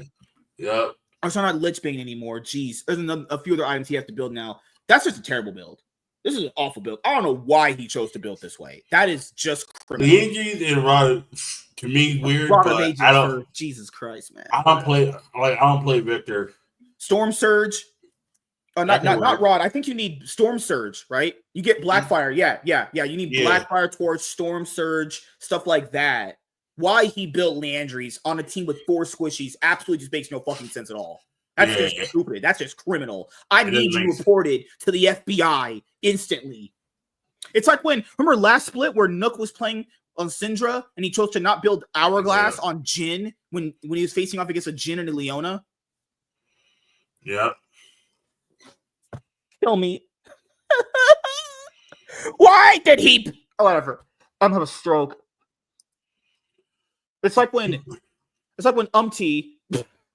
against Hanwha Life in game 2. It's like when on Skarner rushed Landry's Torment and Spirit Visage against 3 ADCs. What the fuck? I don't get it. It hurts. It hurts. There's no. These guys get paid more money than I'll ever make in my entire life. Yep. This hurts. Jojo Pion, what are you doing? Why did you build Leandry's Torment against 4 squishies? I can't. Help me, please. Stupa is on Sivir. Don't know why we're picking Sivir. If we're going to have an early game this good, why do I need Sivir? You can pick Lucian, Nami. That could get you further ahead early game. Yeah. I don't get it. I just don't get it. This is ridiculous. He built it for self-peel and tankiness because he has no faith in this team, apparently. That's true. That's the only reason. The only reason why you'd ever build this conservatively on a mid laner or a mage is because you have no hope your team is not going to peel for you. Yeah. After this, Carbon Corp just win the game. You can't win the game if you don't close out. You deserve Supa built Bloodthirst. Fucking hell, it's whatever. Yep, good job. Good job, Moviestar Koi. Good job. Built Hourglass, Shadow Flame. Like, what is this guy doing? What is this? Keep in mind, they're trying to team fight here with 3 people peeled off. Why? Look how far away El Yoya is from the team. Look at where Jojo Pion and El Yoya are. I just don't know what they're doing. I just don't know what he's doing. Look at this. I want you guys to understand what the hell is going on. So they're basically getting pushed in, okay? Then Sivir and Rakan and Gragas somehow end up in a situation where they're trying to. I don't understand what we're doing here. Yeah, Targamas. People say, well, Targamas is right here. Pick him up. Guys, he's in Elise. He's in Elise. You're Victor. You place your W down. She gets in front of you. You one-shot her. If he's that scary on Elise, that part of the game, your team's trash. How did the ADC and the top laner all end up scattered away from the jungler? Yoya is like positioning for flank because he has his ult and his flash up. Doesn't channel his ult. They don't even bother doing it. Jojo Pion is thinking about what he could do right now, going to bed because his ass is fucking fried. I'm done with this game. I hate this game. Yeah. I need to show you guys. I need to show you guys this game 3 against G2 because Chaz said game 3. This is how you know they lost game 3. Okay, same shit happens in that Carmine Corp game. Jojo Pion and El Yoya have, for some reason, different ideas about how they want to play the game compared to their ADC and their fat as fuck top laner Merwin, who's just ape shit fat and only can eat KFC. So we basically get to a point. It's this part of the game. They're caught out in the jungle at some point because story of my fucking life, right? Yeah. It's this part. Yep. After this point, the game's pretty much secured over. So it's pretty even. Okay, pretty even. Where is Jojo Pion and El Yoya again? In the jungle. By themselves. With no vision. Against Skew. And then El Yoya is squishy as shit. Yep. LeBron comes in, 4-man Pop Blossom, and the game's over. Yep. Why did this? I swear this keeps happening. Oyoyo Jojo Pion are trying to do something. Then the other half of the team comes in so late on the play. There's no communication with some of these guys right now. Oh, yeah, easily. This is the same. How did they end up in the exact same scenario for the past 2 days? Gone, and then JoJo's gone. They getting him. Boom. Ace in the hole. Boop. Boom. Guess what? I call that the JFK shot. Super on Tristana doesn't work. Super on Sivir doesn't work. I got timed out in the LEC chat because I said JFK, and they just timed me out. I didn't even say shot; I just said JFK, and then boom, I was like, what? I can't tell if they have vision right here for G2, but we know Mad Lions does. They have a ward right there. They have an idea about what they wanted to do. They have a clear idea, and then they're just in the jungle. And it didn't get executed. I don't get this. I just don't get it. I sort of don't get it. Okay, so Alvaro places the ward. Okay, he's like, okay, I warded over this terrain to see where they're at. That's what a support should do. But then El Yoya and Jojo Pion don't know where G2 are, and they're just in their red buff on G2 side apparently now. Yep. And Merwin goes all the way in. Pause. Yep. Pause. And then Alvaro's gone, and then Caitlyn just pulled out the rifle. It says November 22nd. The biggest problem about that game is the reason why you never want to get into positions like that is because if a what's her name? This is a support champion name. Oh my god, Nico. If Nico and Caitlyn trap you in a position where they can CC you and you're in a hard to get area, that's the best place for a Caitlyn and Nico to be. Caitlyn sets up traps, Nico lands her CC. Like, you can't fight in these tight corridors if you're a Moviestar Koi, a big team like that. That team has to poke. G2's comp has to team fight. Okay, so it's just a battle of like which comp can play out their strengths better. You think James is still talking shit to us? God. My problem with this Pantheon specifically is this. My problem with this is Pantheon specifically is so bad into teams with Ivern. Yeah. But the thing is, if you actually are able to close out the game effectively, then it's not going to matter because they had an early game lead. They should have closed out the game ages ago. That game should have been over in about 25 minutes, honestly. The same way Heretics blew out Rogue's asshole, that's kind of what that game should have looked like. Yeah. Picking him into that makes the game impossible to win unless you get picks. Yeah, at that point in the game, yeah, that's true. But it got to a point where it didn't matter, honestly, because Karmine Corp on 2 days of scrims is much better than Moviestar Koi.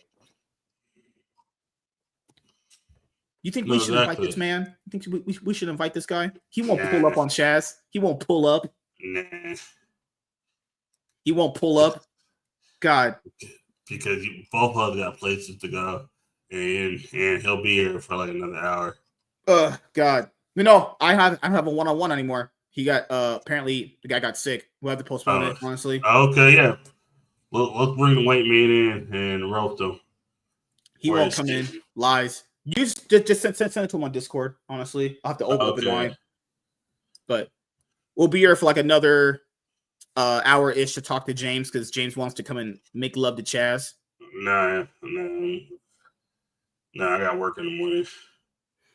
God, man. Yeah, why do all these goddamn chicks be calling the fuck out, man? Can we just fire these two motherfuckers? They have to at some point, right? Just fire all the black women, man. God damn it. They're too goddamn ghetto. Hey, the people that we have in my job, black, always been calling off, and the person ended up just getting like 3 days. They didn't even care. Yeah. I don't know why we had to go through that. Exactly. It's like shit, I would just work 4 days if it was possible, Monday through Thursday, and then have Friday off. Oh my god! If I could have Friday off, that'd be the best. I don't get it.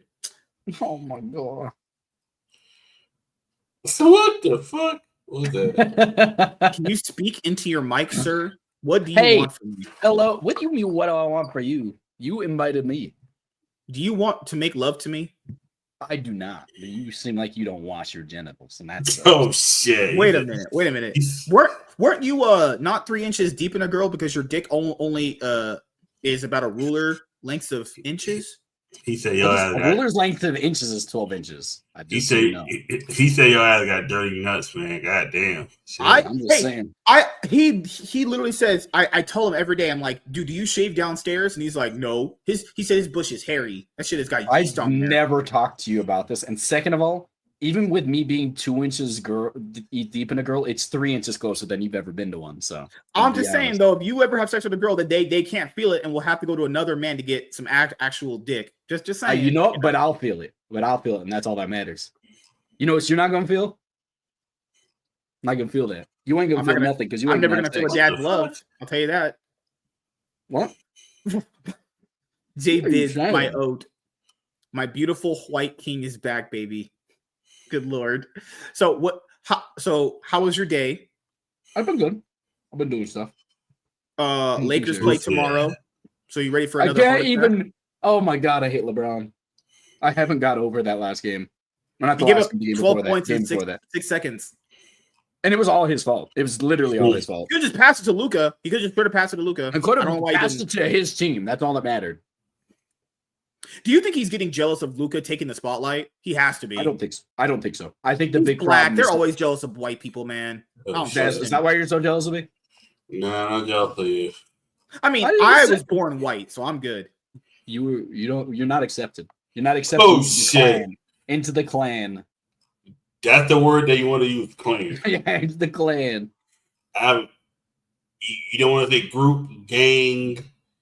So we're pretty good at making clans. That's why I stuck with that word.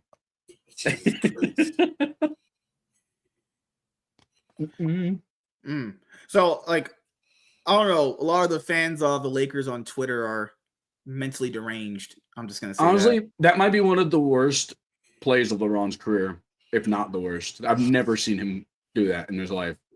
It's crazy because the day before he made the game-winning play to win a game, and then he made a game-losing play the next day.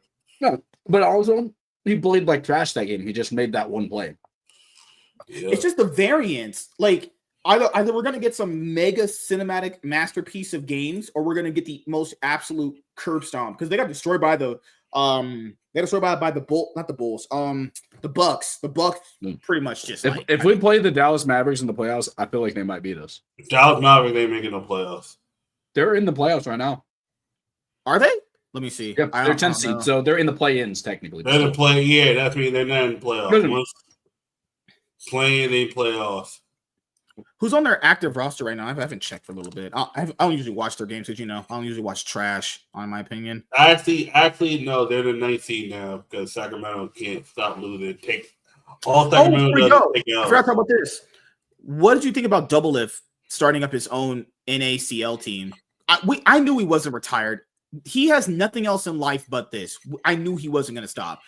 This man's retired for what, 3 times? The time after is he playing on the team? Yeah. He's on a team with TF Blade, Spica, Pole Belter, him, and Biofrost. I think they're trying to do what the Los Rationales team is doing, which is make a streamer team that's like not as serious but kind of goofy. Yeah. Because it's not actually a bid or anything. I mean, first of all, but it's possible in LTA to make it to pro because the LTA. I'm not disagreeing with that, but and that's not their goal, but it's mostly about being a streamer team. They have TF Blade on it, dude. Oh yeah. It's not a serious. I don't think we've seen TF Blade was struggling against Fake God. Like that's not gonna be that good. Like I knew he wasn't retired. He retired after Worlds 2020. Then he retired after after 100 Thieves again. After he came back. Yeah. So he made that whole video. He's like, yeah, I want to settle down and have kids with Lena. That's never happened. No. He said that to please her, knowing damn well he was lying for his goddamn mouth. But yeah, baby, I want to have kids with you. And he was like, but they have 3 cats. I think they have 3 cats or something. I like cats. He has forecast. Lena's. Oh my god. Double if Oh the most my winningest goodness. LTS 80 carry has 4 cats. Yes. No, you didn't understand that this man. I made got a the joke. joke. I'm professional. Okay, I didn't expect that. I didn't expect that from Are you. you Good job. basically insinuating I'm retarded? I did think you were I did retarded. not But I think actually you were thought I did think that, but I was mostly thinking that you were shit. immature. He said I didn't think that. Yep. But I didn't want to say it. Every time I kill Ezreal in League of Legends, I imagine it being you. Just saying. Hypothetically. Every time I kill Wukong. God damn. Wait a second. Wukong and not Lucian? Wow. What's the difference? I can't. I'm done. All right. Oh, man, you're so racist, Chaz. Come on. I'm just saying. What's the difference? Holy shit. I would just say you should be in best outfit in public in Minecraft. I don't even remember what her name is. What's the name of her role? Public execution. Oh my goodness, that's crazy. It's crazy. Riot made a black girl champion with an alt called Public Execution, and they made a mage named Wei with a alt literally called Unending Despair. That sounds like a song Kirk had made when right before he would end his life. Because you know how in the LPL, Nefiri is really, really strong now? That's another champion they released that was new that never ever took off really. She's getting reworked. She's getting reworked, and they overtuned her to hell. Yeah. If teams don't ban her whenever you need to be fired. I'm sorry, that champion's too disgusting. The problem with Nefiri is either she's broken or she's weak because her kid is too straightforward. That's just how it is. It's too easy to play her, so you either have to super overturn it because it's a dash that cannot be interrupted besides you standing in front of her. Yeah, it has escapes. Just a lot of another champion I was thinking about. What's the one? Blair or is it Briar? Briar came out and was just a nothing. Just came out, existed, nothing. Well, it's because she literally is just characters that are melee have to have a lot into their kit to be good. Like that's what Darius really isn't playing. That's why all these characters, Garen, all of them, they're niche. But at the end of the day, they don't get played because there's not enough in their kit. Darius is played in the sometimes picking Garen. You can never justify picking Briar almost ever. I actually don't know. I mean, because neither one of them played like a ton. Yeah. Briar's played. Like Milo pretty much fell off. Milo just isn't in the meta. The reason for Milo not being in the meta is because laning fade doesn't matter. Like he might actually come back into the meta now that they've shifted off of laning swaps, but we'll see. Which is absolutely trash. Which other champion came out recently? I know Aurora's played very well. People like playing her. I mean, Zyra wasn't even played as a support until they reworked her into being more of a jungler, honestly. Some champions just couldn't function the way they used to. Like, Zyra's a jungler now.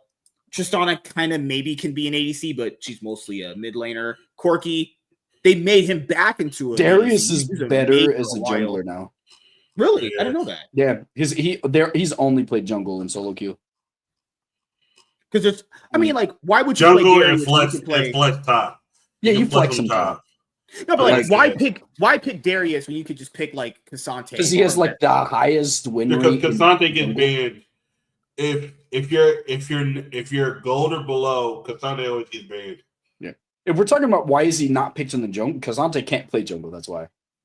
No. I'm saying if there's ever an option for Cassante and Darius, you're always going to pick Cassante. Yeah, well, it depends on the role. If it's jungle, you don't pick Cassante ever. Darius clears like one of the fastest clears in the game. Well, Cassante's black. Try to not give him any privilege. Darius also has way better gank potential. Black man in the jungle, really? What are you guys on? Sounds like a Tarzan movie. Oh shit! Tarzan is a white dude. I'm sorry to tell you. You can't. I mean, he was hanging around with some black people in that movie. Just saying. He was literally not. Those were just animals.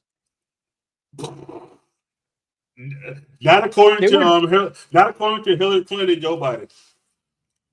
What? Oh, you didn't know how she called them animals back in the day? Yeah. Oh, I see what you're talking about. Yeah. I thought you meant she referenced Tarzan specifically. No, she referenced black people as animals. And I said Tarzan around some animals. And then that was a joke that the apes were animals like black people. Because Africa. 1 second. Okay, All never right. mind. So joke's dead because I had to explain it. All right, so No, you're good. fine. It's my fault. It's my fault. I would have understood it if I just really thought about what it. To are be the honest. games? What are the games tomorrow? Let's see. The games for the LEC tomorrow is GX. No, not GX was Vitality. That was today. Wait a minute. Shouldn't the LCK? That's LCK Challengers. Oh my god. My league clients all just fucking fucked up right now. You know what's crazy? When you go to the LoL Esports things, has it ever for you guys just added in leagues that you aren't watching all the time? Yes. They'll have like Literally how it does it. Yep. It's by design, unfortunately. that's so. I want that all knocked off. I keep selecting the ones I'm gonna watch. I'll watch the LCP a little bit more than I was last split, but What is the LCP? What are you talking it's about? the Pacifics. It's basically Oh. Australia. It's like Australia, Japan, and Vietnam. And, Oh yeah, it's because Australia lost their league. I forgot about that. yeah, well, all of them lost Well, their league. well, Australia was brought into the LCS for a little while. Yeah. If you didn't remember. They were not counted as they're not counted as imports, and only a few of them ever really worked. What's the difference between Australia and Australians? Tell me. They Tell me what rap the difference harder. is. They're the same country. You just you reference the people and not the country. I just said. Oh, okay. So right here you have BDS versus Rogue. I have no faith in Rogue. BDS have to 2-0 that. Just give BD maybe 2-1, but BDS will probably win 2-0. Fnatic SK, so that's a 2-0 or 2-1 at least. So yep, taking BDS and Fnatic on that one. Humble Life Gen G. Humble Life are probably winning against Gen G, and then DRX versus DNF. Down to Fuck versus Don't Grape My Dad. Ooh. What is wrong with you? I don't think anyone wins out of these matches. Chas was right. DRX versus DNF. Yongchen versus all these matches suck ass. If I said put All LCK these games, suck. Damn. The LCK. Okay, this is what you can do. The LTA games from Wednesday to Friday are a little bit more exciting. Yes. You got Humble Life and Genji Wednesday morning. After that, you got DRX DNF. If you want to watch them, if you choose not, you can skip the second match on Wednesday. Skip all of Thursday. Oh, sorry, it's Fear X versus DK. If you want to watch DK play against Fear X at 2-0, or yeah, you can. I'm not. I'm watching what is that? Watching seniors beat up kindergartners. I'm choosing to watch the VODs.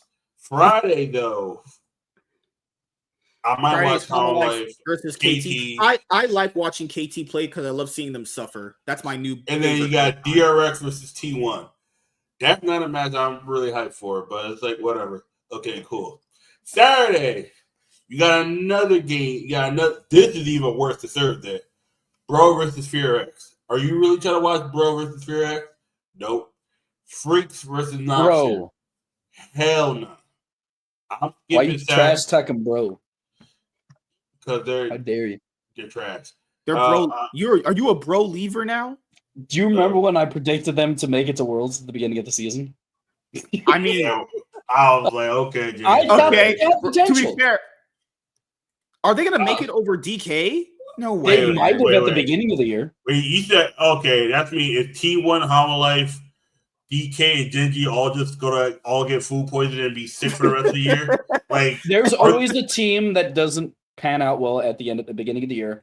Bro looked pretty solid starting off at the beginning of the year, and then they happened, and then they kept playing good team. They went back to being bro. Yeah, they played a good team and realized, oh, we're only good. No, they beat all of the good at the start. They played the hard teams and beat them. I think there's going to be a gatekeeper team. That's why I had him at C tier. That's it. The gatekeeper team is going to be KT.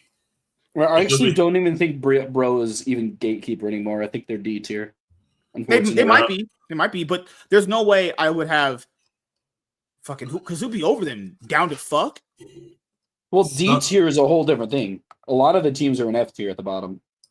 Yeah, well, to be fair, we had to put them in D tier because we didn't have an F tier. I would put Noxium in F because Noxium literally make tiers, dude. How about you make love to me later on? You black man. To. God, why are you always playing so hard to get, bastard? All right, so you've been watching the LPL, of course. IG coming alive, man. They look pretty good. I'll give them that. I will give them that. I watched most of the games so far, but I have no faith in RNG. RNG, why do you guys keep doing this to me? Stop doing this, RNG, please. Don't do this to me. All right, so coming up for the LPL, what we have to watch? LPL games. WE versus LGD versus FPX. Is that today? Oh shit! Oh shit! LGD versus FPX. I'd rather blow my fucking brains out. Watch that. Oh, that already happened. Sorry. Okay, so that's pretty much it for a lot of these games. Earlier today, yeah, we had LGD, FPX, World Elite up. Okay, the next LPL games are going to be 2-0, 2-1 for FPX was up. Okay. So yeah, LPL has been pretty exciting so far. You don't believe in up to beat FPX? They can only go up from here. No, wow. No, that's not as cool as a bro leave, dude. That's the biggest reason I wanted bro to succeed is because they got some cool things. They're beginning to bro leave. Like, dude, we could literally be doing bro stuff, like eating each other out, blowing each other, making cream pies. Me and you are not bros. Oh shit. I mean, if that's what being a bro with you kind of holds, I want to be not bros. God. Hey man, we could basically invite Lennon over and Carla and make them a cream pie and give them a fresh bukkake. No. I don't want to do that. I thought you were fun. You don't want to make Lennon Greenfield? No, I'm good, actually. Yeah. Basically, Chaz can have sex with Lennon. We can watch and then record his strokes. No? I thought you were fun. At your age now, you thought you'd be a lot more fun now, but you're just a white man. Nah, I just get older and I get dumber. Massa James, stop this, man. Sorry for ditching you for the sexy man. What the heck? You left me? Women don't need to be leaving me. Because when women always come back to me. Legit is legless. Let him relax. Who's legless? Wait, didn't your knees get blown out? Because you were. Oh, it was so bad. Yeah. I didn't realize you guys were still referencing. It's been a while. What the fuck happened, James? So first of all, the way he said it made it happen a little bit. I got jumper's knee and my knee swole up. Yeah. So it was like I couldn't even walk. So I couldn't sit down. I couldn't walk. I was in the stream for like when we were talking about the break-in from Amaranth, it was that night. Yeah. Oh shit. That was the night it happened. And I was killing myself trying to talk, but I couldn't even walk for a while. No, I had the same thing. Like now I have to get new shoes because my right knee, it's kind of out of socket. I was like, fuck. Because I'm bowling it.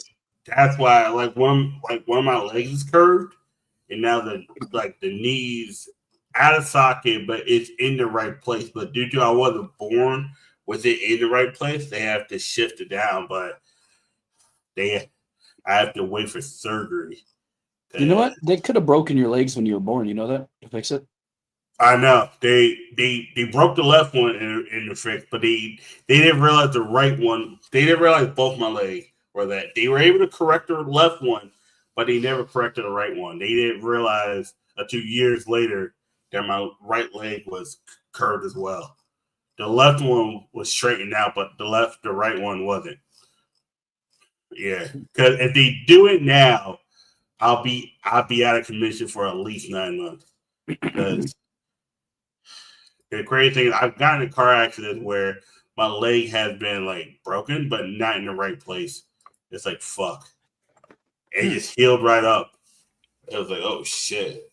But it wasn't in the right place. It never they put it. The leg healed.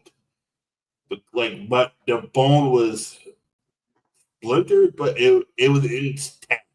It's the weird shit. It was dislocated, and then it was a crack, but they were able to repair it within a couple days, and then I was able to walk again 6 weeks later. But it's crazy. Yeah, don't worry, because if you ever get your back broken, don't worry, or it's broken or anything. I'll break your back for you so you can fix it. What? What? You and WB are so sick ass niggas, man. You guys need cold showers. Yeah. Only with Jazz. James better be in there. and WD take a couple laps, man. What's wrong with that nigga? Yeah. Man? Literally, if we had so like, let's say if Chaz is having sex with Lennon and I pull his dick out and I ejaculate the You have liquid out of his said dick, this so many times. I'm starting to think it's a fantasy. then think about this. Literally, if Carla's eating your ass out and her tongue is deep inside of you, and her eyes are rolling back, and then I take her tongue out of your asshole and I lick her tongue with my tongue, does that mean I just ate your shit? Me and you almost can't be friends after that. That is so gross. That's so gross. Like, you somehow managed to make me grossed out by you more and more every day. Oh, God. Me and James just gonna tag team. You guys need help. You guys need help. Yeah. All right. I think Chaz might. Yeah. Are you gonna end it? I'll probably end up streaming League in a little bit here. Okay. Actually, I don't know if I'm inviting a white person. I'll play about like 2 games and I have to go to sleep. Okay. And unfortunately, I gotta go up and make money in the morning. Yep. Black motherfuckers don't want to show up. Let's see how much time I have tonight. I might stream. I don't know yet because the one-on-one ended up getting canceled. That's crazy. Both my one-on-ones this weekend got canceled. He started coming down with something. He said, "Hey, probably not going to make it. We'll just do it next week." So, got to do it next week, which is fine. But yeah, we have our Monday show tomorrow. I don't know if Iron Oxide is going to be on because he almost had a 24-hour stream, but we will have, I think, for the most part, Cyfax, Paparoni, Bob, Gray, and myself, and that's already 5 people. So if Iron was there, it'd be 6. So we're going to be talking about some great, ultimate, powerful things you guys need to know about. Things that'll enlighten you for the rest of your life. You guys believe me? You're like 5 seconds behind your mic. Chaz, besides James, do you have anything? I'll go to a market watch, but due to the prices were dropping too fast, I ended up doing like a short reel that was like one of those. I left it up for 40 hours, let people know that the prices were dropping as they were going, and I took it down. It was one of those quick things where because the prices were dropping too damn fast for me to like make an actual video out of it. I was like, damn, because I would have to do it, put the video out, and then do another one, and I don't have the time to do like 5 videos and spend them 2 days. I was like, fuck. That's why what I'm doing is tomorrow night, I'm talking about the aftermath of the video or of the Journey Together release and show how the prices fluctuated from Friday to Monday or Tuesday. Yeah. Fluctuation. Yeah, those prices dropped hard, man. That shit's crazy. Yep. You're muted, Joseph. Who's that? My name's Top G Big Daddy Wristmaster. I'm not calling you that. Like, yeah. Okay. So I had a girl on her knees a few days ago. So I had that. She blew me. My eyes rolled back like a slot machine. Okay. There's 9 cereals. You can only keep 3. Which one are you keeping? Captain Crunch, Cinnamon Toast Crunch, Apple Jacks, Reese's Puffs, Lucky Charms, Fruity Pebbles, Cookie Crisp, Life, or Cocoa Puffs. Oh my God! You throwing Cookie Crisp in there makes it rough. Reese's can go. That's disgusting. That's Reese's. I can't eat Reese's. Reese's has to automatically go for me. I can't eat Reese's. There's only 4 I'm like debating against. It's Captain Crunch, Cinnamon Toast Crunch. What was the other one you said? Cookie Crisp, and there was one more that you said. Life or Cocoa Puffs? No, it wasn't either one of those. Fruity Pebbles. Fruity Pebbles. Okay. Those ones just. Oh my goodness, I couldn't decide about that. I guess you know what, they kind of changed the way that Fruity Pebbles works, so I guess I would go with that out. Like the old Fruity Pebbles, I loved. I would go Captain Crunch, Cookie Crisp, and Cocoa Puffs. I'm gonna tell you this: I'm not a big fan of Cinnamon Toast Crunch. I don't care for it. It's not one of my favorite cereals. It's not in my top 5 or top 10. Yeah, I don't know how to. That's kind of an ill take, honestly, Chaz. I don't like cinnamon like that. I don't either, but it's specifically cinnamon toast crunch. Like I like cinnamon bread. I like cinnamon toast crunch, and that's like the extent. If you give me cinnamon gum, we might have to fight. Do you like tasting black women's buttholes then, by that logic? Yeah, that's not a good logic. Too much cinnamon sugar, it's a sweet bomb, and that shit is just... Okay, yeah. I mean, to be fair, I don't know who has worse L takes on here, Chaz or that guy. I'm not doing. What's an L take I have? You had a big dick. Reese Puffs ads. Reese Puffs ads are amazing. Reese Puffs anything cereal is gross. That shit is ads were amazing, but the cereal I can't eat it. Wait, you don't like regular Reese's Puffs? Regular Reese's. Regular Reese's candy is great. I can't eat them. I can't eat them. Why not? You allergic? Yeah. Allergic to peanut butter. Yeah. I can't eat them. That's the worst allergy. Yeah. It's the nut allergy. Nut allergies are mostly peanut butter. Mostly peanuts. Yeah, I would have to go Captain Crunch, Cookie Crisp, and Cocoa Puffs. I used to like Fruity Pebbles, don't really like them anymore. Never cared for Lucky Charms. Life is cool, but no. And I never cared for Applejack. I'm not a big fan of cinnamon. Like, I'm not a big fan of cinnamon. I just, it's not one of those things where I'm like, oh, I need cinnamon in my cereal. No, I'm good. Like, it's not something I go out for. It's like, if it's like cinnamon, Applejacks, I think it's very good. I don't like Fruity Pebbles. I think Fruity Pebbles taste like shit, honestly. I like Cocoa. That's crazy. I think Cocoa Puffs taste better than Fruity Pebbles. I'd rather eat Cocoa Puffs. I feel like the problem with this man is that he doesn't eat cereal with milk. He's a weird guy. That's the problem here. Jay needs to go to jail. Not Jay. WZ. WZ. What does WZ say? I throw a peanut at Chaz's head and compare me and Jay. You're a maniac for that one. Honestly, WZ needs to go to jail for that one. He's trying to kill Chaz so he could have. Oh my goodness! Yeah, lock it that front with a goddamn key. Yeah, Frosted Flakes taste better than Fruity Pebbles. Yeah, Fruity Pebbles. Yeah, I love Frosted Flakes. Fruity Pebbles are good. I think your taste would be different if you weren't such a coward and tried it with milk. You read the Rice Krispies cereal? Yeah. That was, I think the Nut Cheerios cereal was better than that one. You like Rice Krispies more than Fruity Pebbles? If I had to pick, I'd choose Rice Krispies. Listen, you don't eat. Wow. You don't eat cereal with milk. Your opinion almost doesn't count. Why do you have sex with girls? Why do you have cereal in your mouth when it doesn't have milk? Tell me. Oh, shit. That sounds kind of gay. And it is gay. You know what's gay? Milk tastes like shit. Milk is pasteurized through cow's udders. Do you like taking udder shit in your mouth? Mom, you drink Kickstarts. Oh, yeah, that's shit. Healthy for you. You drink Red Bulls. No, your pee is orange. You drink Red Bulls. Yeah, I don't do it anymore. I drink it very sporadically. I'm about to say both of y'all drink some bullshit. One of y'all drink Red Bull, the other one drink Kickstarter. Y'all both go to Kickstarter. I don't drink Red Bulls no more. To be honest, you drank the whole bottle of alcohol at one time with rum. That's a whole different thing. That's a whole different thing. If you want to tag me for that, that's fine. Last time I drank a Red Bull was 2020. Like I'm good on those. Walter, hey, what's up? So yeah, we're gonna head out here in a little bit. I'm just setting up my league stream really quickly.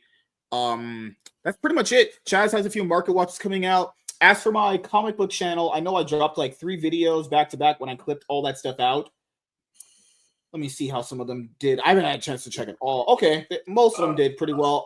I'll try to have another crop of videos come out. I know I'm behind on dropping videos for this channel, but they're done. I just have to sit down and edit them. That's the most tedious part of all this stuff. You guys seem to like the comic book market watches. So coming up this week, there's not a lot to talk about. So I have to kind of talk about various other things that I would want to get to. So at least I have that, honestly. That guy is working on currently writing his own book. So that should be done very soon. Well, I did release chapter 1 of it, luckily. I did actually get that out there. So I was going to Because the problem was, if I didn't release it, I was gonna have like literally my perfectionist self was not gonna ever let it get released, and I noticed that, so I just threw it out there, and it's impossible to get seen. That's the big thing. I am feeling better. My knee's been healed for a little while. I'll drop the link. The only problem is I dropped it on multiple sites. The big thing about it, I'll drop to my what's it called. It's currently on Wattpad. I know that's like the stupid what's it called, the fanfic section, but oh, did I not submit it? Oh, comment failed to post. I can't post it because I don't have mod. I forgot about that. Oh, you're not a mod. Yeah. So Yeah. I think he just sends me the link. You just send it to Chaz and just have Chaz drop in the private chat then. I can literally drop it in the private chat myself. Oh yeah, you're right. Yeah. But I tried to post it in the Discord. My big thing is I want some criticism. I think I've been trying to get people to look at it, and literally no one will do it. But it's only 1,000 words. You're kind of like a weird person. It's reading what you would put out is. I don't trust you. I don't trust how your brain would work. It's fine. If you think it's bad, I have no problem with it. I want criticisms. I think that's the big thing I would like, is somebody to say, hey, this is good or bad. Is your main character similar to you? No dick, white, blonde hair, and no muscles either? I don't know. Maybe. Gosh. Big thing is I wrote it as an audio drama. That was the big thing. It's going to be as a script format because that's what it's going to be like for now. You'll give it a read. I would appreciate it. If you can give me some tips, I'd like it because I've worked quite a bit of time. I'm at 30,000 words, which is quite a bit. 30,000 is about half of a Harry Potter book. So also, for anyone who was watching this show on X, for some reason, the stream going to X just stopped. Honestly, I don't know what the fuck happened, but other people are able to stream as well. Maybe it was just something I did. Honestly, I don't know. So that's pretty much it. James says that, so go give that a read. As for myself, what else we have? I'll let you guys know about the streaming schedule coming up tomorrow for the MSK show on Monday. That's usually our big day, is Monday at this point now, which is fine. What else we have? So I have more comic book reviews and comic book news content coming out. The videos for this channel are already done. I just have to put them out, honestly. That's pretty much it. And also keep in mind, if you watch anime, you are a complete fucking loser nerd and you need to get laid, honestly. You grew up watching anime. Yeah, but I'm a Chad, so that's different. You know, for me, everything's different. You know, I take showers.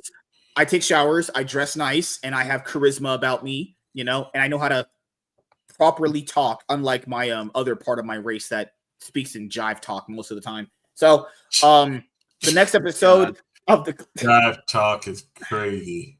The next episode of the Cloud9 podcast will be on Thursday. We're gonna do our LTA America's Split Stage 2 2025 tier list. Spoiler alert, it might look very similar to the other one. Yeah. We might just have the same 4 teams. Maybe Lion Gaming can surprise, but they have Licorice, though. Probably not. I'm about to say Lion Gaming ain't doing shit either. They have Scary Jerry on DSG. He's really, man, his ADC play was definitely scary. Kind of scary, yeah. It's not for the other team. They're for their own team's fans. Saw that man one game on Ash rush Static Shiv Phantom Dancer against a Wukong, and I was like, okay, all right, that's what we have to deal with these days, honestly. Who else is there? Dignitas is still Dignitas. No matter what year, no matter what team, no matter who fucking owns them, they'll just always be trash, honestly.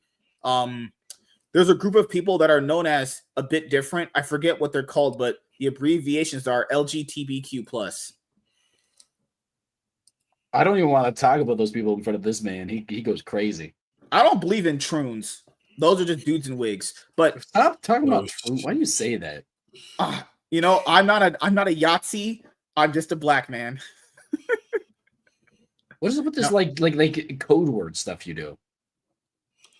Forgot you're not in the in crowd like I am. There's not the in. You guys are the out crowd. You're the out. Why are you yelling at me? Why are you yelling? The only thing you are in is the outcast group. What do you mean? I'm in the top G group. I hate you. So yeah, that's pretty much it. We'll be back here with another episode of the Cloud9 podcast on Thursday around 7:30 p.m. PST. Then after that, I have my show with Lunchbox Warren. And then after this week, I'll have to let you guys know when certain shows are coming up because we'll be very busy coming up with certain things as well. So Thank you guys for checking out this episode of the Cloud9 podcast, and we will see you guys